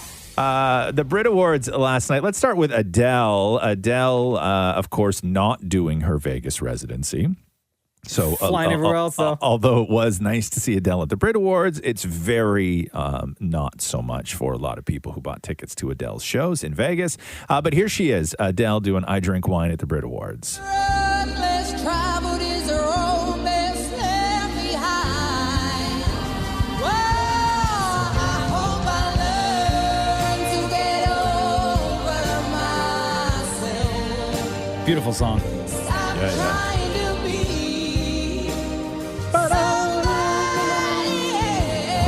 You know where this song would sound great live? Where's that? Vegas. Oh. Yep. You're right. The song's made for Vegas. It really is. Yeah. In front of a live crowd. Oh, yeah. Whether you win took time or off of work, book a trip, stay at a hotel. Whether you win or lose, this is the perfect track. Yes. Right? You should Adele, think about that. also winning Album of the Year. Here's Adele's acceptance speech. Thank you very much. Thank you again. The company I'm in, it was really phenomenal. Obviously, I thank everyone I work with, like the labels and stuff, but I'd like to dedicate this award to my son.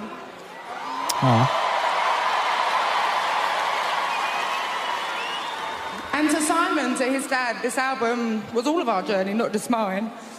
And I'm very proud of myself for sticking to my guns and putting out an album that was about something so personal to me. Because not many people do stuff like that anymore. And my son has been so gracious and kind and patient with me over the last couple of years. And it's for him. And I'd also like to, I don't know if it was mentioned earlier because I had to get ready for my song, but someone that was absolutely integral to this album is Producer of the Year this year. His name is Inflow. And he works with Little Sims a lot as well, and he really changed my life, not just with my music, but he really helped me in so many ways. Flo, I love ya. This is for you as well. All right? Thank you very much. Good night. Just give her all the time she needs, huh? The Roz and Mocha Show podcast. At the Brit Awards also last night, Ed Sheeran picking up Songwriter of the Year. Here's Ed's acceptance speech. Thank you so much. Because it's a songwriting prize, I really, really would not be here without the fantastic people I get to work with. So thank you to all of them. Record label Atlantic, publishers Sony, but also my wife Cherry, who at the drop of a hat will come to the middle of nowhere to a really secluded studio and kind of live in-house and be so supportive while we just make songs and songs and songs and songs. So thank you so much, and you're the best. Thank you so much, guys. Hope you have a great evening. But it was before the show on the red carpet where Ed Sheeran dropped like huge news. So the announcement was coming, and I guess Ed knew it was coming. But on the carpet, he gave somebody the exclusive and allowed them to break the news that there's a track with Taylor Swift arriving. It comes out Friday, and it's with Taylor Swift. Oh, nice. We're literally announcing that in like an hour, so you can have the exclusive. Nice one. Thank you. And that's like big news. And I didn't know anything about this. I don't know if this is like a brand new song, an old song. So what is this then that they're doing? This is on Ed Sheeran's latest album. It's called The Joker and the Queen. Okay.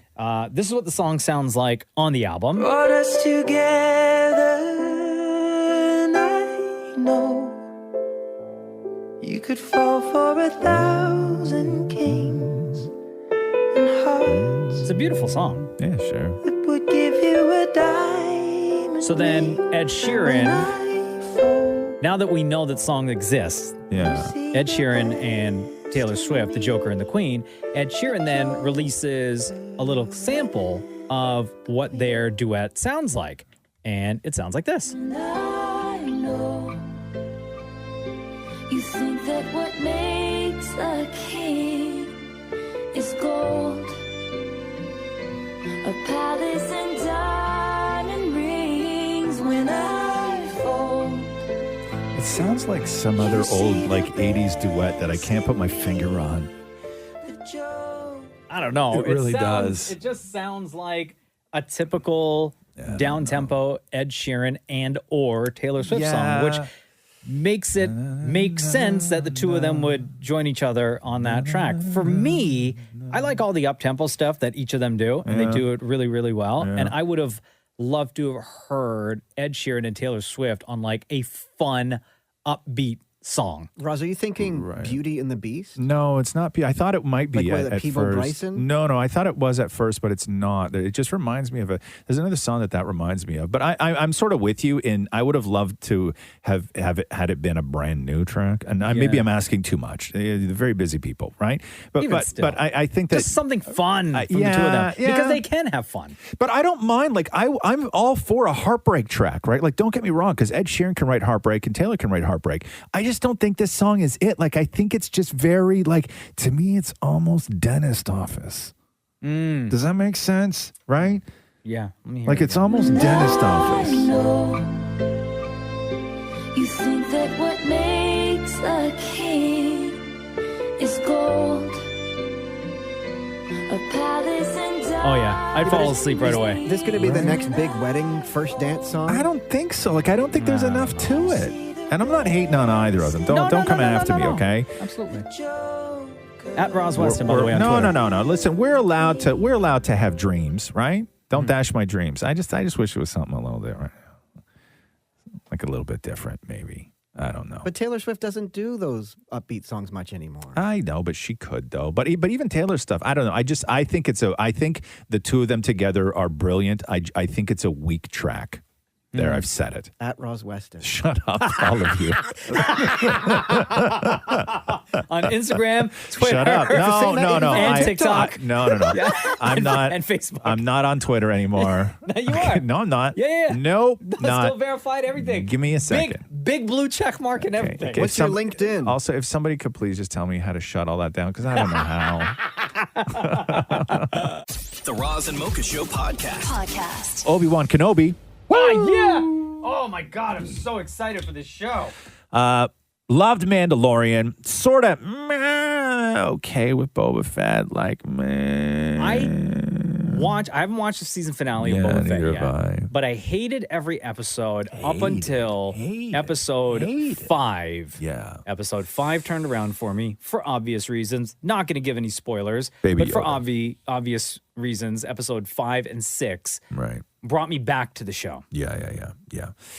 So anyway, they've decided, they've released the premiere date for Obi-Wan Kenobi, which is, and it's interesting because this is not coming from the Dave Filoni, John Favreau camp. This is not? No, this is from the Kathleen Kennedy side of Star Wars. Oh, I'm so kinda worried now. the other side. Man, listen, who knows? But so it will happen in May, and it's going to be released on the 45th anniversary of Star Wars: A New Hope, which is May 25th. So that is when you're going to be able to see. I wonder, Obi-Wan have they Kenobi. released or have they said like who's directing any of the? Yeah. So yeah. My question is, I don't yes, need to what know is her- everybody. what is her name? I need to know if Dallas Bryce Howard is directing any of those episodes. No. Because she directed the best episode of Boba Fett so far this season. She also directed the best episode of Mandalorian last. Is it Deborah Chow? Yeah, Deborah Chow is actually Okay, directing. good. So I think she did a couple of episodes. She did of, 6 episodes of Mandalorian. I think it Mandalorian. was. Yeah. So Okay, Deborah okay. Chow is. as long as the vision is still there. Yeah. good. Yeah. So Deborah Chow doing a ton of episodes for Obi-Wan Kenobi. Should I have done it in my Star Wars impression? What do you mean? Nope. Star Wars impression. Who is Deborah Chow? No. What? Isn't that like the Ewok? Stop it. You know what you're doing, Maury. Okay, you know what you're doing. I know. I'm doing a great impression. So you want to do stand up now? You want to do Star Wars jokes? Go ahead. Do Star Wars jokes. No, save those for me. The fourth. No. Here we go. Star Wars You're the one jokes. that wants to be on the right. Make sure he no doesn't Google. Google anything. Nope. Come on. You got to riff right now. Let's Come go. up with Here something. we go, smart guy. Listen, you want to be on the radio Yeah. so bad. Come You want on. to chime in? Yeah. Oh, look at the time. No. Yeah, look at the time. Okay, we got hold on. lots of it. Come up with something. I just got rid of a song. Listen, typing. Yeah. Hold on. Oh, this is going to be so great. Oh my God, this is going to be so great. Oh my God, this is going to be so... I'm so embarrassed right now. Yeah. This is going to be so... Should be. Now. Okay, here we go. Maury, if you click on something called 99 Star Wars jokes that would even make Darth Vader laugh, don't click on that. Oh my God, how did you know that's exactly what I clicked on? Because I also Googled Star Wars jokes, dingbat. The Roz and Mocha Show podcast. Bob Saget's cause of death has been revealed. Now, if you remember, they didn't find any drug paraphernalia, no sort of foul play in the hotel room when they found him, but they said that his hand was on his heart, so they assumed that it was something cardiac. But his family released a statement, and they said that in the weeks of Bob's passing, we've been overwhelmed by the incredible outpouring of love from Bob's fans, which has been a great comfort to us and for which we are eternally grateful. They go on to say, now that we have the final conclusions from the authorities' investigation, we felt it only proper that fans hear those conclusions directly from us. The authorities had determined that Bob passed away from head trauma. What? They have concluded that he accidentally hit the back of his head on something, thought nothing of it, and went to sleep. That's so wild. Right? Maybe, you're in Hit his head hard like on a desk or something? Who knows? You're in a hotel room. He had just come from a show. You're walking backstage, something, you're in the hotel, you go onto the thing, the desk to plug your computer in, you get up too soon, you bang the back of your head on the underside of the desk, you're in a room that you're not familiar with.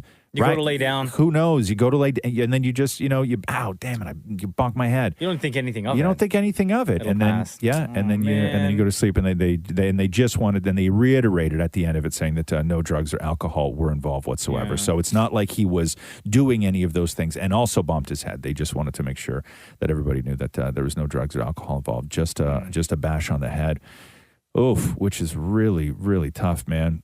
The Roz and Mocha Show podcast. Hey, the Toronto Zoo is reopening today to the public. Yay! Love that, love that, love that. 50% capacity. Amazing. In all indoor spaces, and masks will be required inside and outdoor.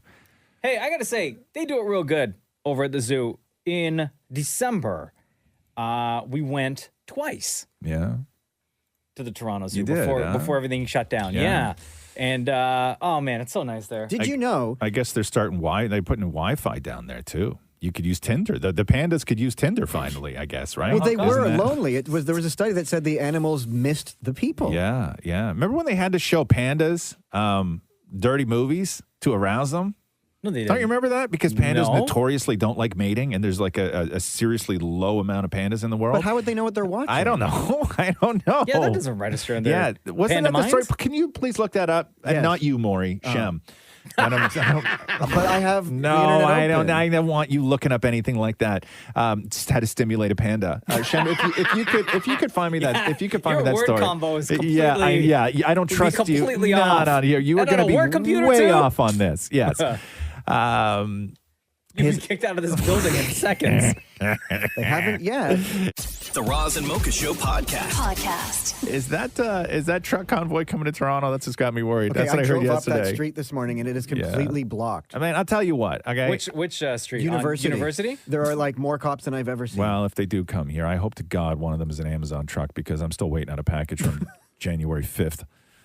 What is That it? didn't Seriously? arrive. What'd you Yeah. order? Keychain. You ordered a keychain? Shut One up. Don't keychain? judge. Hold Don't on, judge. one keychain? Yeah.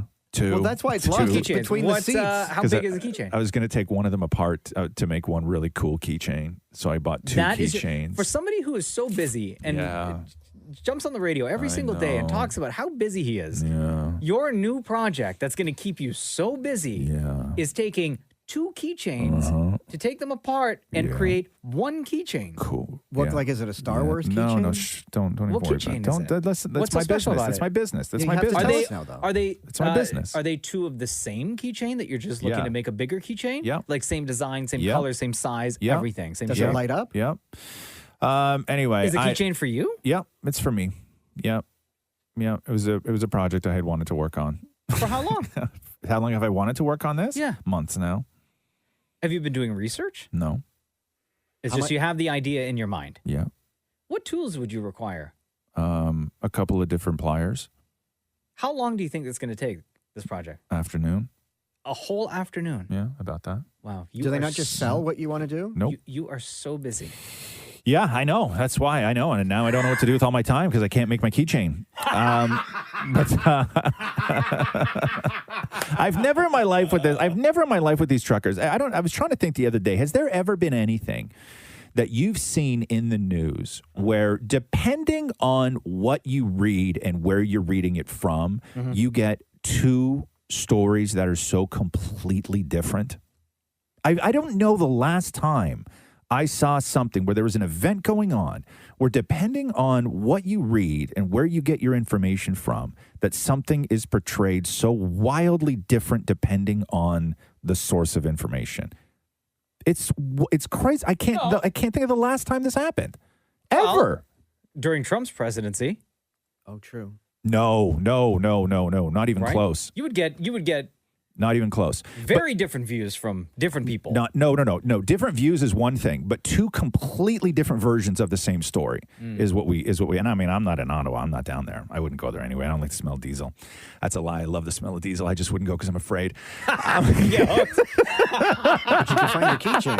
I'm so terrified of conflict. Like I would be the guy that like goes down to be like, okay, I'm just here to figure out the real story. Okay, Yeah. I need to know to see this with my own eyes. What the hell's going on down here? And I know, like in a second, I'd be on the barbecue. You know what I mean? You're doing it wrong. Yeah, I'd find a job. Get out of here. Yeah, I'd find a job to do. Show you but how to no, do this. I don't know. I don't know what the story is if they're coming here or not. Who knows? Don't use a spatula to press down on the burger and squeeze out the juice. You're squishing. Yeah, I know. You're not supposed to do that. I know, and that's my thing is that I would get down there, and then all of a sudden I wouldn't care about anybody's issue. I would just be concerned with how hot that flame is, right? I'm the worst person for all of this stuff. You see a bunch of them playing street hockey, and you're like, "Yo, that looks like fun." Yeah. Can I sub in? Street hockey, by the way, has never looked fun to me, okay? Are you serious? I don't have the cardio for street hockey. You know that. Okay? These are all the reasons I'm not down there, by the way, okay? Like there's a long list of reasons that I'm not a part of it, right? I don't even know the political stuff. I just know that I don't have the cardio. The Roz and Mocha Show podcast. I have no idea how close we were to actually losing Bob Odenkirk. Do you remember when Bob Odenkirk had he collapsed on the set of Better Call Saul last year? And I don't think we got a reason, did we? No, I mean, maybe we did, but this is Bob Odenkirk describing to the New York Times exactly what happened. So he was shooting his scene, and then they were shooting all day, and he went back to his trailer. He said that he was going to watch the baseball game and work out on his exercise bike. And he passed out. He hit the ground, and then somebody came in, and they started giving him CPR, and they tried twice, and he had no heartbeat. And it was only the third attempt where they were able to get his heart going again. Like his heart stopped. Stop. So Better Call Saul for like a couple of seconds, let's say? Yeah, no heart. Was dead. Was dead. He had no heartbeat, and it was only in the third attempt that they got his heart going. And the woman who was performing CPR said that he turned bluish gray, and he was like gone. That's and then scary. They brought him back, and his whole thing is that he remembers nothing. So even his telling of this to the New York Times, he's saying that he can only rely on what other people have told him. But so scary. Nobody knew how bad it actually was. But according to Bob Odenkirk himself, his heart stopped when he had a heart attack. Wow. While he was in his trailer, like he was almost gone. That's a miracle. Yeah. Wow. It's incredible. The Roz and Mocha Show podcast. Prince Charles has tested positive for COVID-19 again. So I guess it's like a different variant, right? Like I guess you can catch like the different variants, because I don't think you can catch the same variant twice, right? Like I don't think you can get Omicron twice or Delta twice. I think because the first time he got it was back in 2020, right? Mm-hmm. I think that's how it works. I don't know. I'm no expert, but getting it twice regardless sucks. He's 73, triple vaxxed. Oh, no. But yeah, but they Trying to catch them all like Pokemon? That's what I'm saying, right? It's like, why not? Why not get them all? Pokemon Go? Right? Out there in the streets of London just searching? Because they got rid of all their all the sort of dumb rules in England, and he was at like some big art thing at a museum on Wednesday night. Not a rave, an art thing, like an art rave. No, he was in a tuxedo. You can wear a tuxedo to a rave. Oh my God, not a rave tuxedo, like an art tuxedo. Where there was like a reception for an artist, and he was out there with no mask on. Even at 73, no man. Listen, man, you can be triple vaxxed, right? At 73, even though you live in a place where there's no rules and you can walk around with it all out. Not all of it, but you know what I mean. It is a rave. The nose and the lips, right? Right? Cover up. You know? Cover up. But anyway, so he has tested positive. He's isolating right now. I think cool. The Roz and Mocha Show podcast. It's looking like Dave Chappelle is the Twitter villain today, or at least one of the Twitter villains today. What happened? So there's a story that the headline is this: Dave Chappelle helped kill affordable housing plans after threatening to pull his business. So the headline is that in Yellow Springs, Ohio, where Dave Chappelle has set up a lot of his businesses, that there was a affordable housing plan deal that was in place that Dave Chappelle opposed, and then he went to a virtual town hall meeting and threatened to pull his businesses if they went ahead with the affordable housing plan. And so this is Dave Chappelle on a Zoom call at City Hall. I just want to say, I don't know why the village council would be afraid of litigation from a $24 million a year company while they X out a $65 million a year company. I cannot believe you would make me audition for you. You look like clowns. I am not bluffing. I will take it all off the table. That's all. Thank you. So he threatened to pull all of his businesses out of Yellow Springs. And on the, if you read the headline, it really sounds like he was specifically opposing affordable housing, and you can only then assume that it's because of the people that affordable housing would bring. But the way that the story reads is this was part of a much larger development, of condos, townhouses, and one part of it was going to be affordable housing. And I think that the problem that they had was the way that it would change the environment that they live in with sidewalks and roads and people and everything else, right? So it wasn't necessarily that he opposed affordable housing. It's that he opposed the plan that was put forward and then threatened to pull his businesses out. However, they listened to him, and I guess they are now going ahead with the plan to do the condos and townhouses, just not the affordable housing portion of their plan, which doesn't make him sound any better. Right. Right? I just went to check to see if he tweeted or if he put anything on Instagram. Yeah. And there's nothing there. No. But hashtag Dave Chappelle, if you go through these tweets, man, everybody hates him today. Yeah. So the quote was that Dave Chappelle and other local residents were, quote, they raised concerns over increased traffic, lack of sidewalks, and the general setup of the development. But man, when you read the story, it really makes it sound like, and I don't know how I don't even know how you spin it to make it not sound like it, but it really sounds like Dave, the only problem that he had was the affordable housing. I'm sure he will come out and give his side of the story because that's what Dave Chappelle does. And now it's time for Ask Roz and Mocha. Hello, Kara. How are you? Hi, how are you? We are doing great. We understand that you have a question for the room or for Roz? Well, yeah, it was for Roz. I had heard her bring it up earlier, but what's your take on teaching your daughter about swear words? Oh, Mocha and I just had this conversation again. We've talked a lot about this because I had a kid way before Mocha had a kid, right? Yeah. And it's difficult. The one thing that the one road I never wanted to go down, because I'm a huge fan of profanity, right? Yeah, me too. I really am, but I don't use it in a way to hurt people. I love the colorfulness of creative profanity. And so I never use the term good words and bad words with my kid. As I know a lot of parents do. That's a bad word. You know what I mean? I never wanted to put labels on good words and bad words. I only encouraged time and place and usage. And because of that, there was never a stigma to language, and she was never, sort of caught saying something and then watched her parents freak out and then refused to stop saying it, that kind of thing. And she really is not into like just sort of casual profanity, but she does every now and then say things like she'll say a pain in the ass. She'll say and she's been saying that stuff for years. But she when she uses it fine. She said the F word once, and it was like legit, not even for shock reasons, when I think that she ate something that was super hot. Oh, no. And she just said it, and like it rolled out of her mouth onto her plate. And Catherine and I were both like, what? And she's like, I'm so sorry. And we're like, okay, cool. But when it came to, if a word ever slipped out, I was always like, listen, you have to know your audience. Like, I'm not going to yell at you for saying that stuff, but, don't think it's cool for you to go and start throwing that stuff around because, there are people that don't feel the way I do about language. And, it's cause for trouble, especially in a classroom environment and that kind of thing, right? Absolutely. And it's a real problem. But no, she doesn't swear. Like, she doesn't really swear a lot. And she's 12 now, and even it's interesting too, because maybe it's because kids are a little bit differently.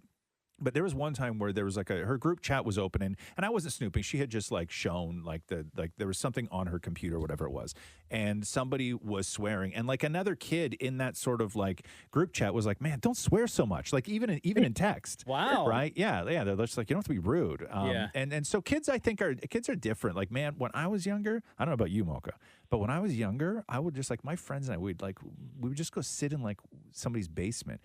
And the words that would come out of our mouths when we were alone, half of it didn't even make sense. We were just trying to string together the most extreme chain of profanity that anybody was able to put together.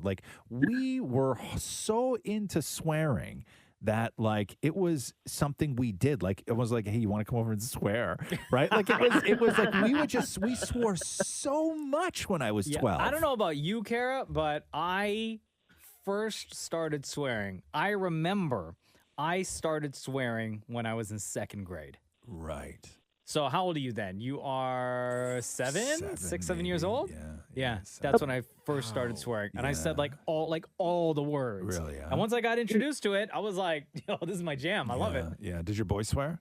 So that's the thing. Oh, wait, before we get to that, Kara, so what's the issue in your home right now with you said your daughter is the same age as Roz's daughter?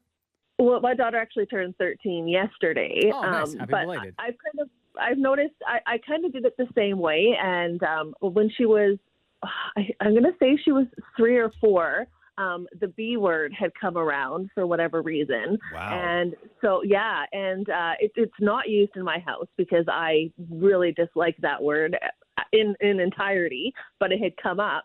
And so I was a young mom with her. So I just kind of decided she really looked like she wanted to say the word. So I said, well, you say it the one time. I explained what it means, and she has never said it since. Yeah.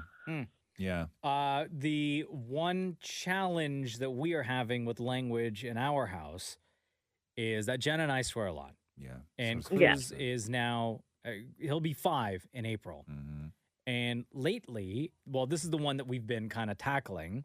He's been saying the full words for WTF. Oh, God. But he's using it in the right context, right? He'll be playing with a toy, something doesn't happen, and he'll say, what the, and he'll use the full word. But Jen and I, we have never freaked out. We've never said, don't say the F word, that's a bad word, much like you, Roz, right? Yeah. But we have explained to him that you're using the word correctly, but you shouldn't be saying that out loud because other people who may hear it, who may not be comfortable with that word, and you definitely can't say that at school. So Has we've he said it at replaced school? No, he hasn't said it at school, but he's replaced it with what the heck. And we've heard him in playing by himself. He'll say what the F and then stop and then say what the heck. So he's correcting himself now. Right. He knows that he shouldn't be saying it. I was on the phone with Roz yesterday afternoon. Oh, remember? Yes. I didn't even think Cruz was listening. No. But I was on the phone with Roz yesterday and I said, oh my God. Yeah. Right? Because he used to say that a lot and we told him to replace it with oh my gosh. Yeah. So then from the other side of the room, he yells, he goes, it's not oh my God, it's oh my gosh. And I was like, you're right. So I apologize. Roxy wrote me today over a Wordle puzzle where she sent me her thing and she got it in 6 and almost didn't get it. And she was like, Jesus. But when she texted to me, she writes Jeeziz. Jesus. The cool way. The cool way. Yeah. I think that the big thing, though, when talking about profanity, and Maurie, I'll ask you this. I only recently swore in front of my dad when I was this was the question, which is, do you swear in front of your parents, Absolutely even as not. an adult? Absolutely not. You don't. Do You, Ross? No. Oh, yeah. Matthew Yes. swears in front of my dad. Yeah. I can't. I don't think I've Really, ever. huh? I don't say. I don't go out of my way to say words. I don't think I've really said the F word in front of my parents. Oh, I may no? have No? said like the S word. Yeah. Right. And then my mom will like shoot me a look like, "Who teach you that language?" Right. And I'm like, Sorry, I'm finish. grown. Yeah. Maury. But you know, much like what you were saying, Roz, like we don't make a big deal Yeah. between a good word and a bad word. Like if my son is using it in the right context, he's going to end up saying that word and hearing that word down the Right. line anyway. So I'd rather him learn from us Yeah. the proper way to use it, but to Yeah. also learn when and where is appropriate to use those words, right? Well, I would say Catherine swears more than I would say any woman I've ever met. But in front of her like parents, she doesn't really swear that much, right? Like, but when I'm around her parents, I'm like, to me, like I just talk the way I normally do, and I like. There have been times where I've been in the middle of a conversation. I've like looked at her mom, and her mom just like her eyes are like not fully wide open, but they're like open a little bit more than they normally are. Right? You know what I mean? Like you get that a lot. But I swear in front of my mom. Maury, have you said the F word in front of your dad more? Only for this show. When I was tasked to do you got to a sit in a swear room off. alone, right? Right. And sit face to face, like knee to knee. Do you know what's weird? I've never known how to express it. First of all, I swear more in front of my Nana than I do I don't swear in front of my dad, but I'll swear in front of Nana. But when I did the swear off for this show, do you know sometimes when you're uncomfortably sweating that it smells weird? My dad was uncomfortably sweating when we were doing that it smelled weird. Like fear? Like it was a fear smell. Like Yeah. like what happens to an animal sometimes? Like when a gland like breaks? when my dog like some sort of expresses like himself. like Oh, jeez, wow. Woof. Comparing Wow. that to your dad to your Jeez. dog. Wow. Jeez. Shem, do you swear in front of your folks? Man, hell no. No, huh? Are you kidding me? My Catch your dining ass friends? whooping. Yep. No. Those who don't hear do we must even feel, man. You do we know? even need to ask you, Deepa? Like you don't swear like in general anyway, right? So let alone No, in front I of your do. parents. No, Deepa swears. Yeah. Oh, right, but you just Yeah. you've never sworn in front of your parents, though, right? I have. I've dropped the F-bomb multiple times in front Really? of my mother. And? Yeah. And she just stares at me in horror and she goes, Deepa! And then after 3 seconds, she starts giggling and I'm like, it's fine. You swear too. What about your dad? What about in front of your Wow. dad? I'm more afraid to do it in front of my dad because when he gets angry, he actually gets angry and I know he's serious. Yeah. But I think I have done it before, and I think I've said "F you" to him. Oh no, Deepa! I have never once said the full words for "F you" to my parents. This is why you don't have a key to the house. Oh my God. No, You're alive?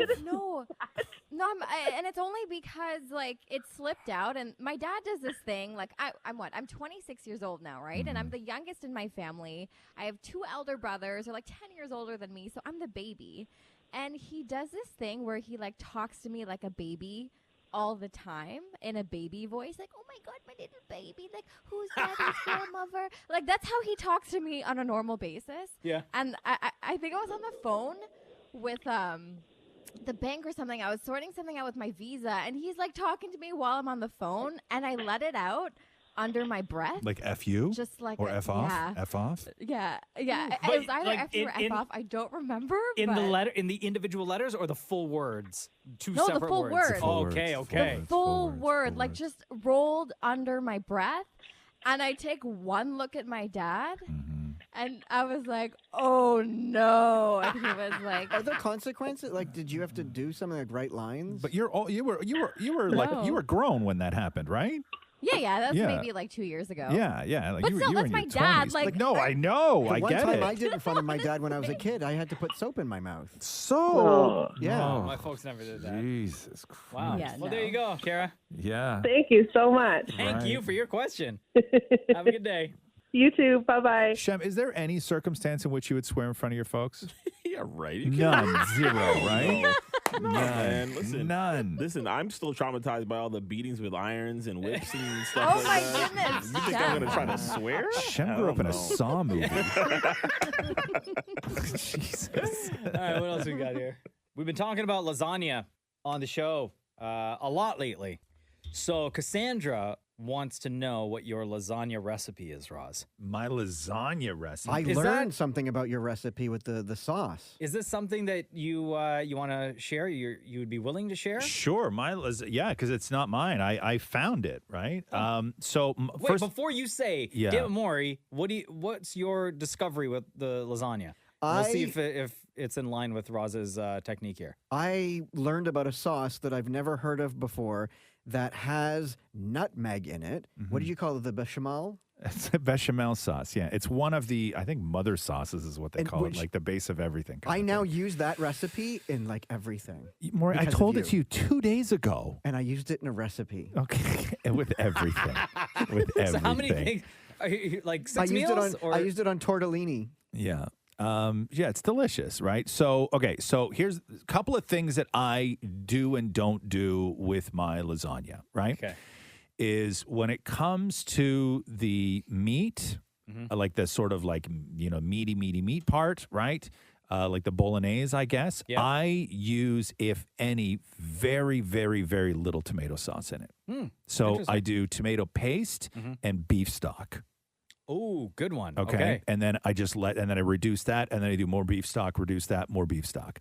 The way I make a sofrito is probably different than a lot of people, which is I will take the onion, carrot, and celery, and I let it cook in olive oil and butter and sort of salt and pepper for a very long time.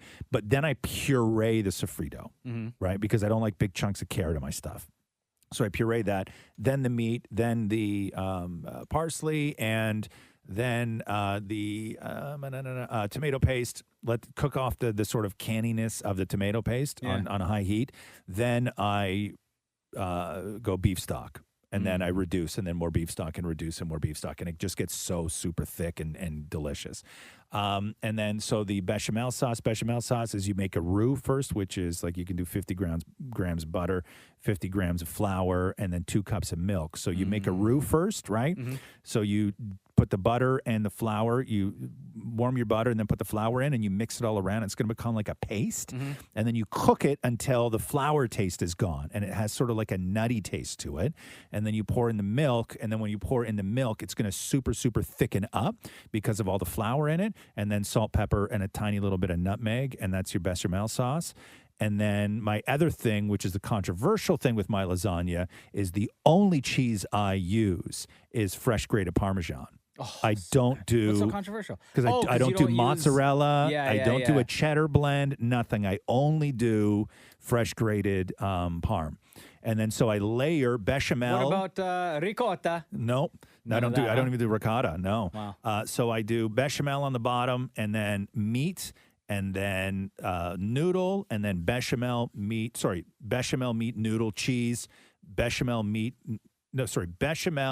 meat, cheese, noodle, bechamel, cheese, meat, noodle, and then on the top, it's just meat, and then I grind up like a full thing of fresh parm, and I just cover the whole thing in fresh parm, a little olive oil, a little salt and pepper, and then cook it in the oven. And that's really it. It's super. And it's it actually keeps for a whole week. it's a very simple lasagna, but it's my favorite lasagna. It didn't go bad for the whole week. Good.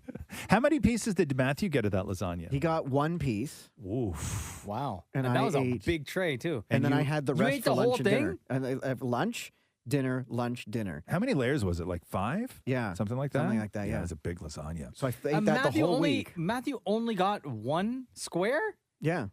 Yeah. Was it a big square at least, or no? Yeah, no, it was a good sized square. And then yeah. I ate for the rest, and then we finished it. And after that was gone, then I made my tortellini. Now, don't get me wrong, right? Like, I'm not a snob. Like, that's just how I like to make. Sure. And the reason why I went looking for this recipe was because Roxy didn't like, at the time when she was younger, thick, oozy, melty, like mozzarella or cheddar, right? Or any sort of Italian blend. Yeah. She loved, though, fresh parm. And so I went looking good. for a recipe that only used fresh parm. And then I found this video on YouTube where it's in Italian. So I had to go Google Translate, all this other stuff. You couldn't, not even like English subtitles? No. So I found this video, and then that's what I based this lasagna on, and it's my favorite lasagna. Guys, the grossest lasagna I have ever had in Yeah. my entire life Yeah. was one that I made. Okay.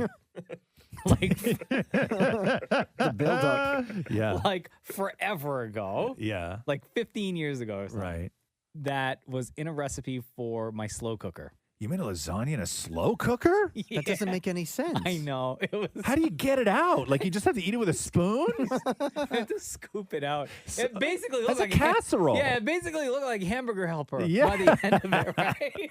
It was. Or like a can of Chef Boyardee. It was so gross. And you had to take like the lasagna shells, right? Yeah, yeah. And like break it into pieces for it to all fit. But you still like break it into big pieces and you still layer it the same way inside the Right. slow cooker. So it was Right. round. And it was oval. It was so disgusting. Yeah, Right? yeah. But because I was so poor, Yeah. I suffered through How many days? How many days? Well, I'm a single guy, right?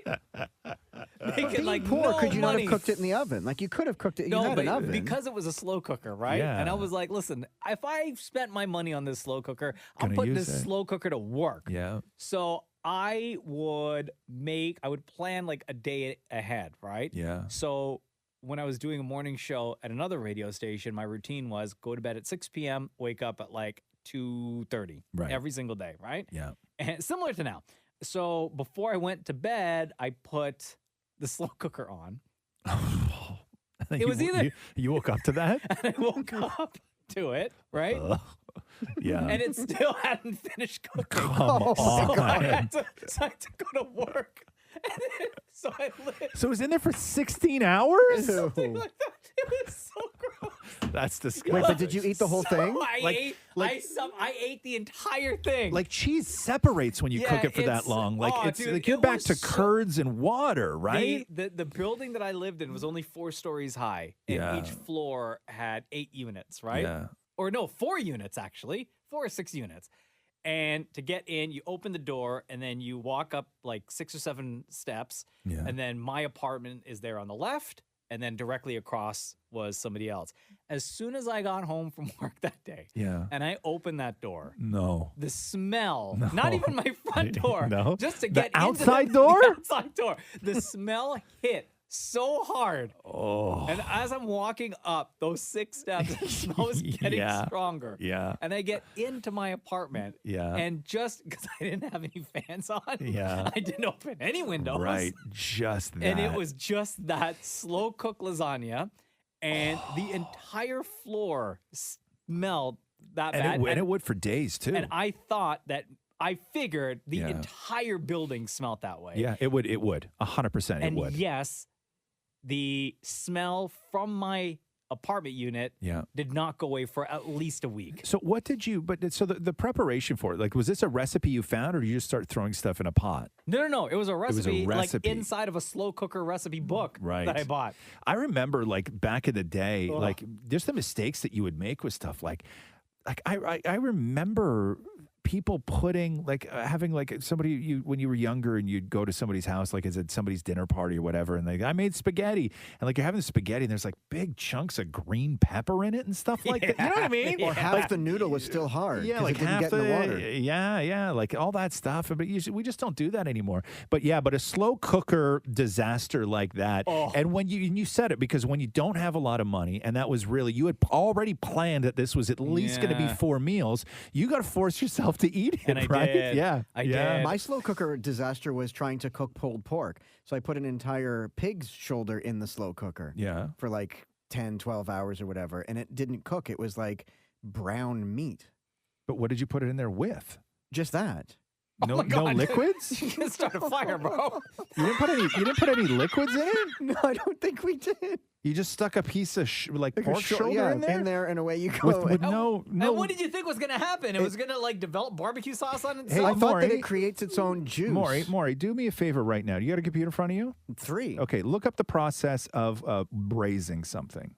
Okay, hang on. And while you do that, Okay. Shem, single What guy, does braising mean? living on your own. What's your? man. Do you have like a food cooking disaster story? You know, there've been a couple times when I was first learning how to make curry from my mom. Yeah.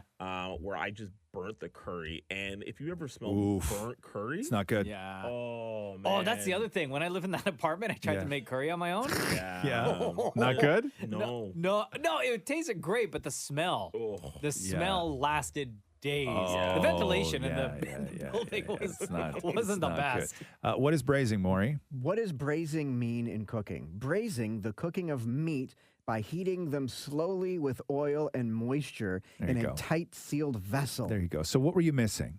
Most of the words here. No. What were you I missing? was missing where it says slowly with oil and moisture. Moisture, right? Moisture. I You got were, the you were tight missing the vessel right. liquid. You were missing the You liquid. just threw the pork shoulder in It there. looked like it literally looked like a dead body. Right on in there, huh? Yeah.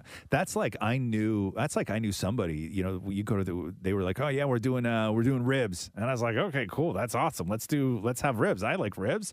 But you don't know the process, right? So like people buy ribs and they cook them the same way that you would like if you just went to the store and bought a steak, right? So he bought ribs and brought the ribs home, fired up the barbecue, fired the ribs on the barbecue, got them all brown on either side. They were probably on there maybe 10 minutes, 15 minutes. Oh, God. They were fully cooked all the way through, but you couldn't eat them. Yeah, it's like eating a shoe. Yeah, like you couldn't, you know, and he cuts it. He cuts them all in like those little strips, and like you're Yeah. trying to eat, like you could not eat it, right? But yeah, you make all those mistakes when you're younger. I made a bunch of mistakes when I was younger. Somebody said here, Kara said, be honest. What is the first feature you tend to notice on someone? Do you notice their face first, their body first? Do you notice their eyes, hair, or mouth first? Shem? When it comes to the ladies, I'm definitely an ass guy. Yeah. Yeah, I do. I notice it, and I love it. But I think noticing something first, as much as we all love a good ass, you know, it's for me, the mouth is what I look at first because that's usually what's talking. Right. So I like to look at the size of a mouth and the lip As they're proportion. telling you to step away? Like, I love seeing the plumpness of the mouth and is the Get mouth away small? from me, man. What do I know? Like, if I'm being honest, like, what is the first thing that I usually notice about somebody? I would say the first thing I usually notice about somebody is their hair. But not in wintertime. But not in any sort of like, that's my thing. I'm just saying, like, if you wanted me to, like, what's the first thing I notice? Like, if I'm scanning a room, right, I will, I see, you know, like the tops of people's head, right? Like, I notice hair more than anything else. Now, if you're saying, am I attracted to someone or, you know, what it is, like, what's the first thing that I would look for, then that's different. But what's the first thing I notice? I would say, like, hair. Yeah, for me, it's always eyes. Eyes? Yeah, I notice eyes first. I mean, the attractive thing, I would say shoulder skin. Shoulder skin? What? What? Like I love like a guy in a tank top. I like just the part where the shoulder is, like the muscular shoulder. Yeah, but you're going looking for things. No, though, but to answer right? your question, I see the mouth first, but attractiveness would be the shoulder. Right, shoulder skin. There's like everything you say is like the most homicidal way to say it. Yeah, he's such a psycho. You know what I mean? Like, it's super weird. It's so weird, man. What I would do to that shoulder skin. Yeah. Yeah. You know, somebody would be I'd braise it. Yeah, somebody would be like, oh my God, you got really nice hands. Maury's like, I love your finger bones. You know what I mean? Right? Louise, speaking of fingers, Luigi says here, when you eat Cheetos or Cheezies, do you lick the cheese off of your fingers every time you take a bite, or do you let the cheese build up in your fingers and then lick them at the very end? I think it depends on if you're sharing the bowl. Interesting. Because if you're not sharing the bowl, you lick after each time. Interesting. That's I don't, controversial actually. because I wait to the end. Yeah, but what if you have to like change the channel or turn a page in a book? No, that's why you got a clean hand. You treat it like when you're breading a fillet, Uh-huh. right? You have one wet hand and one dry hand. Hold on, are you using both hands to eat chips, Maury? Or like Cheezies or anything like that? No, I use one hand, but it's also my dominant hand. Yeah, but you... So you can't do any... So you mean to tell me that your left hand then, your non-dominant hand, is completely useless? No, but... you can't change the channel with your left hand. No, but of course you can, but you're used to grabbing things with your right hand. So inevitably, you'll grab something with cheesy dust on it if you don't lick it off, because that's what you're used to doing. But in that moment, for that 1 second that you go change the channel, you can't use your least dominant hand? Absolutely, but I still lick the finger. But then you're putting lick finger on the remote instead of just you wipe cheese it on your dust. pants after you lick. Oh my God! You're so gross. I didn't ask the question. Okay, so here's my thing: is that I don't eat cheesies, but I can relate it to Doritos. Yes. Right. Same sort of thing on your hands. Right. I don't lick till the end because I always find that if I lick halfway through, everything else that hand touches is going to stick to it in a way that I don't like, right? So it gets mushy. I find that if I lick, like if I take a Dorito and then I lick and then I go back in the bag, what's left on my fingers, if my fingers are still a little moist, I don't like that because then I have to scrape that off with my teeth. So I clean at the very end of the snack. I don't go as I'm going. I don't lick as I'm going. But are you not worried about wiping it on your pants? No, because I'm a grown adult that can handle having something on my hand without wiping it on my pants. Yeah, you know, this whole conversation from the time you started talking, somebody right now is making a note to send it to us at half speed for us to play on the radio show.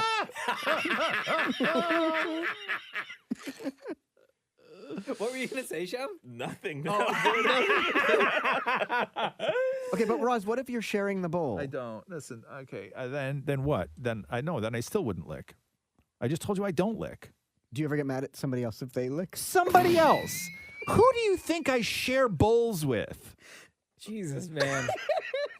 Next. Like if okay, so like if you're at a house party. Maury and I had to go to a movie screening one time, right? Mm-hmm. And I know there was a part of him that was dead serious. This is years ago. We went to a movie screening.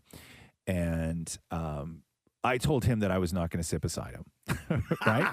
Yeah. It's work. I don't want to sit beside anybody. And Maury legitimately says, how are we supposed to share snacks? Right? and then it was sort of like a joke. Yeah. But I know at that time, Maury fully thought that me as like a coworker, it would be fine to split popcorn. Sure. Right? Yeah. Maybe our hands touch. You know what I mean? Like that's exact. You know what? I'm so glad you said that because that's exactly what was going through his mind. Like thinking, it's a at some moment. point during the movie, yeah, we are going to connect. Yes. Because our hands are going to touch inside the popcorn bag. Thank you. That's exactly, and that's what I got from him. Yeah, You know what I he mean? was waiting for that moment. Yeah. To share. I would not share. I don't share. I've never shared that kind of thing, like popcorn with a friend, with a buddy. So what do you think? Play it out in your head or tell us how you envision this because obviously you have envisioned this. So, damn it, Maury, you and Roz sitting beside each other at a movie. Lights are down low and you're sharing popcorn. Your hands touch. Your buttery hands. Can we just move on? Can we get music? No, I was going to say, before our hands even touch, we have that magical moment where, you know, while our mouth is full of popcorn, we're laughing at something that's happening in the movie together. And that's our bonding moment. Oh, so not the hand touching in the popcorn. No, it's the bonding over laughter with a mouthful of popcorn. Right. But what about everybody else in the theater that's all laughing at the exact same thing? Yeah, but we're sharing a bag of popcorn, so we're sort of like our shoulders touch. Like, you know, when you're sharing a bag of popcorn, you lean into the person. You know what this? You know what this looks like, Maury? It looks like you spent your weekend reading a book called "Things That Might Happen Between Friends." what you can expect through friendship. You know what I mean?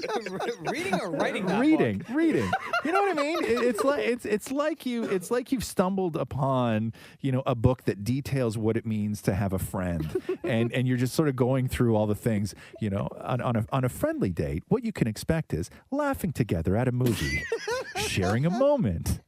Leaning in for some popcorn. Leaning in, right? Sharing a laugh, a good time. You know what I mean? Like you're saying this not as somebody who's ever experienced this, but you're saying this like from somebody who's done research on it. On the dark web. You know what I mean? Like it's super weird. We have a couple more to get through here. Marla said, "Did you guys do a trial run of your show before you went on the air? Was the fun banter between you two always there?" No, we've talked about this before.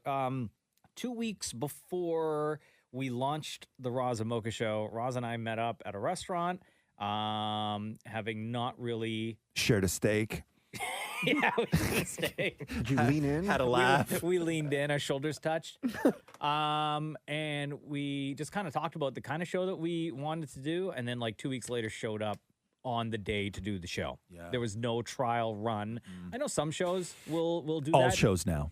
All shows now. All shows now. So All they get shows. together a couple weeks before and they do practice runs of the show. But with us, it was not the case. We just showed up the day that we were supposed to start the show, started the show. Yeah. It's still going. It doesn't happen anymore. That kind of thing just does. There's too much at stake now. Yeah. And they want sort of. I think that other shows, like if you're starting a show now, like if for anybody who's ever just wanted to kind of get into radio and this kind of thing. It's not the way that we started. Like I know you and I have talked about the history of this show and how we started. It is a very different place right now. Yeah. And some stuff for the better and some stuff not, in my opinion. But the one thing that you don't get is they don't put two people together and go, just see what you guys could do. Just go have fun. They don't do that anymore. Were we the last ones? I feel like maybe we were. I don't think there were any before you guys that did that. No. There was any other show I've done. There's been rehearsals. Yeah, I don't know. I mean, I know tons of people that have done rehearsals and stuff like that. Mhm. Like tons of people that have done rehearsals. Even the last show, like before joining this show, before the last morning show that I was on, like we knew of each other. I was working like a different on-air shift, a different time slot, so I knew everybody there already. But then when we got paired up to do the show, I don't think we never did like a trial run. Maybe because we already knew each other. Maybe. Or right? yeah, because you already kind of know personalities and stuff. yeah, and what you find is they'll take two people who are on the same station and try and build a show out of them, right? And then Yeah. they just sort of let them do their thing. But they still do. People still do. Like these sort of. I don't know what they call them. They don't call them like dry run. No, it's not even a dry run. It's more like a demo. Yeah, Like a mock show? Like they sort of Mock like show. they Mocha's right. they sort of workshop the show before it goes live, right? Jazz said here, did Damnit Maurie ever pay Roz the $100 from the bet about if zebras are white with black stripes or black with white stripes? No, he didn't. Was that an actual bet though? Yes, it was. No, but like how much of an actual bet? Oh, guys, yo, Maury. Oh, by the way, Mocha owes me like $1 million or something. No. You never took me up on this bet. This is I knew Maury was going to bring this up when we were talking about Because I got betting. DMs on it. So a couple of weeks ago, we Yeah. were talking about the Toronto Raptors playing against the Miami Heat, right? In Toronto. And it was going to be Kyle Lowry coming back to Scotiabank Arena for the first time since being traded. Right. He had never stepped foot in the building without a Raptors jersey on. Right. So he was coming back. And I said, because during the time, the restrictions were still in place and there was going to be like very little to no fans in Yeah. the building, right? Yeah. And I said, yes, absolutely, Kyle Lowry will still play because they're going to do like they'll still do like a tribute to him or something, right? Mhm. They'll still do the big celebration. Your question, Roz, was, well, do you think that they still would? And would Kyle Lowry still show up if it's like not even capacity, right? Like Right. 500 people. Yeah. Like, how would that look and or sound, right? Yeah. So I said, guaranteed, Kyle Lowry would absolutely play. Right? Right. Serge Ibaka did it a couple of weeks before. They did Sure. a big video tribute, and I don't think anybody was in the building Yeah. for Serge. Maybe a couple of people. So Damnit Maurie said, no, Kyle Lowry would not play. Right? Right. And I said, let's bet on it. Or Maurie said, let's bet. Do you want to bet? Okay. And I Yeah. said, yeah, sure. $5,000. Right. Right? I said $5. That's a Maurie said steep bet. $5, and I said 5,000. Right. And then Maurie didn't want to take the bet. Right. Kyle Yeah, Lowry. That's true. So Miami comes to town. Yeah. Kyle Lowry didn't play. Mm-hmm. But it wasn't because of the big fanfare. And like nobody knows still what happened. He'd been out for like 8 games prior to that. Right. They just said personal reasons, right? Yeah. So Kyle Lowry did not play. True. But Damnit Maurie did not take up. No, if the bet. you guys didn't agree on a dollar amount, Maury, you don't get anything. Oh no, on that one, I didn't. I chickened out. Yeah. Yeah. Because Yeah. here's the thing: if I I can't front that. Right. So like every day for the rest of my life, Mo could be like, "Where's my money?" Every day for the rest of my life. Like Maury, right now, how old are you, Maury? 43. 43 years old, and already the idea of having $5,000 is inconceivable in a lifetime. And how long have you been working? My whole life. Yeah, your whole life. Since 16, right? Yeah. But like I'm used to doing like payments. What's the most you've ever had access to, More? It went to, like not including a loan, right? Okay, so let's do not including a loan, and let's do a loan. Because like if No, you said both. loan, then for that 5 minutes before they took the money and paid off other things, Okay. I had money. Okay, so both. So what is the most amount of money that you've ever had access to? Where you looked at your at one time in your bank? Okay, $3,000. $3,000. That was your own money. Well, I took it from saving. Like I took it from in the company we have where you invest and it keeps growing. Yes. So I cashed that out. Okay, so you cashed out some stocks. Yeah. And you got $3,000. That's right. Okay, that was the most that you've ever had access to at any one time. Yes. Okay, and then what about with a loan? With a loan was $5,000. And then let's go back to the $3,000 now. Yes. So you took out the $3,000, cashed right. in the stocks. Yes. What did you do with that? How long did you have that $3,000 for? For like 2 weeks. And what did you do with it? Bought groceries. Okay. And then gas so and so And what else? No. So you're naming off like necessities, right? Yeah. Groceries and gas. What nonsense? Because you buy nonsense. With your I money. always immediately would, sign up for something or buy something on Amazon, like a book or shoes. I would use the money for like Uber Eats. Right. Gone quick. Yeah. So there's I think what we're missing in this conversation is the only reason why, Maurie, that you cashed out those stocks was because your full-time job that pays you very good money, yeah, you ran into the ground and you left yourself with less than where nothing. Does it go? That's not a me problem. And then so the $5,000 of a loan, where did that go? It went to pay off other things. Like it paid off the government, it paid off parking tickets, and it paid off a credit card. Wow. And now how much debt do you have? The rest of that loan. Which is how much? $4,000. And how long ago was that you took out that loan? Like 6 years ago. Oh my God. Yeah, it was 6 years because it was when I came back from Los Angeles. Bro. So hold on, but you used that money to pay off your credit card. Mm-hmm.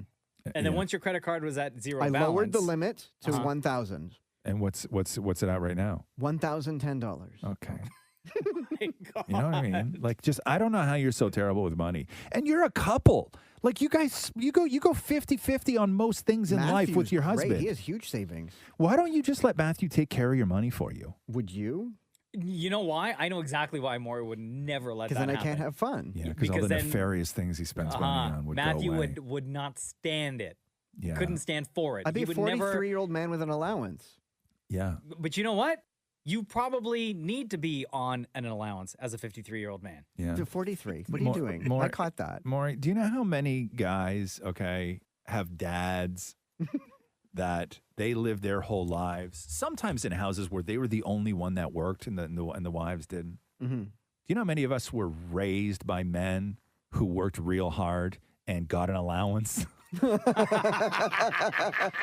This thing of, in a couple where you have your money and you can, buy porno on your credit card and your partner's never going to find out all this stuff. This is a very new thing. This is a very new thing. I never had anyone my whole life teach me of the value of saving. But you choose to not understand that. Real talk. How many times in the past, was it 12 years now that you've been working on the show? Yeah. How many times have Roz and I had like a real serious conversation And not with on you? the radio conversation, like an off the radio. Like after the show, like closed door meeting with you about your finances and how to manage and what you need to do. Right? Countless. And how many times have you listened to any of that advice? Every time. For how long? Well, for you mean since once you said it until I didn't? Yeah. Because it seems like you haven't listened to anything. Yeah, no, he's listening to the conversation. Right. He's just not implementing any of the things that we've suggested. Right. Well, you can't pay off a loan any quicker. What are you talking about? No, I guess you could. Yeah. Listen, man, you can only pay off a loan so fast. Like, I get that. He had to get that winning bid on eBay for the teeth in a jar. I know, dude. I can't with you and your money, man. It's heartbreaking. Like, it's heartbreaking. Keep those comments coming in on Instagram. But by the way, thank you for scooting away from me owing Roz $100. Oh no, you still owe Roz $100. Yeah, we know that. Yeah, at Kiss925 on Instagram. So I have this lock box with $100 in it. Yeah, well, when you figure out how to open it, you can just give it right back to me then.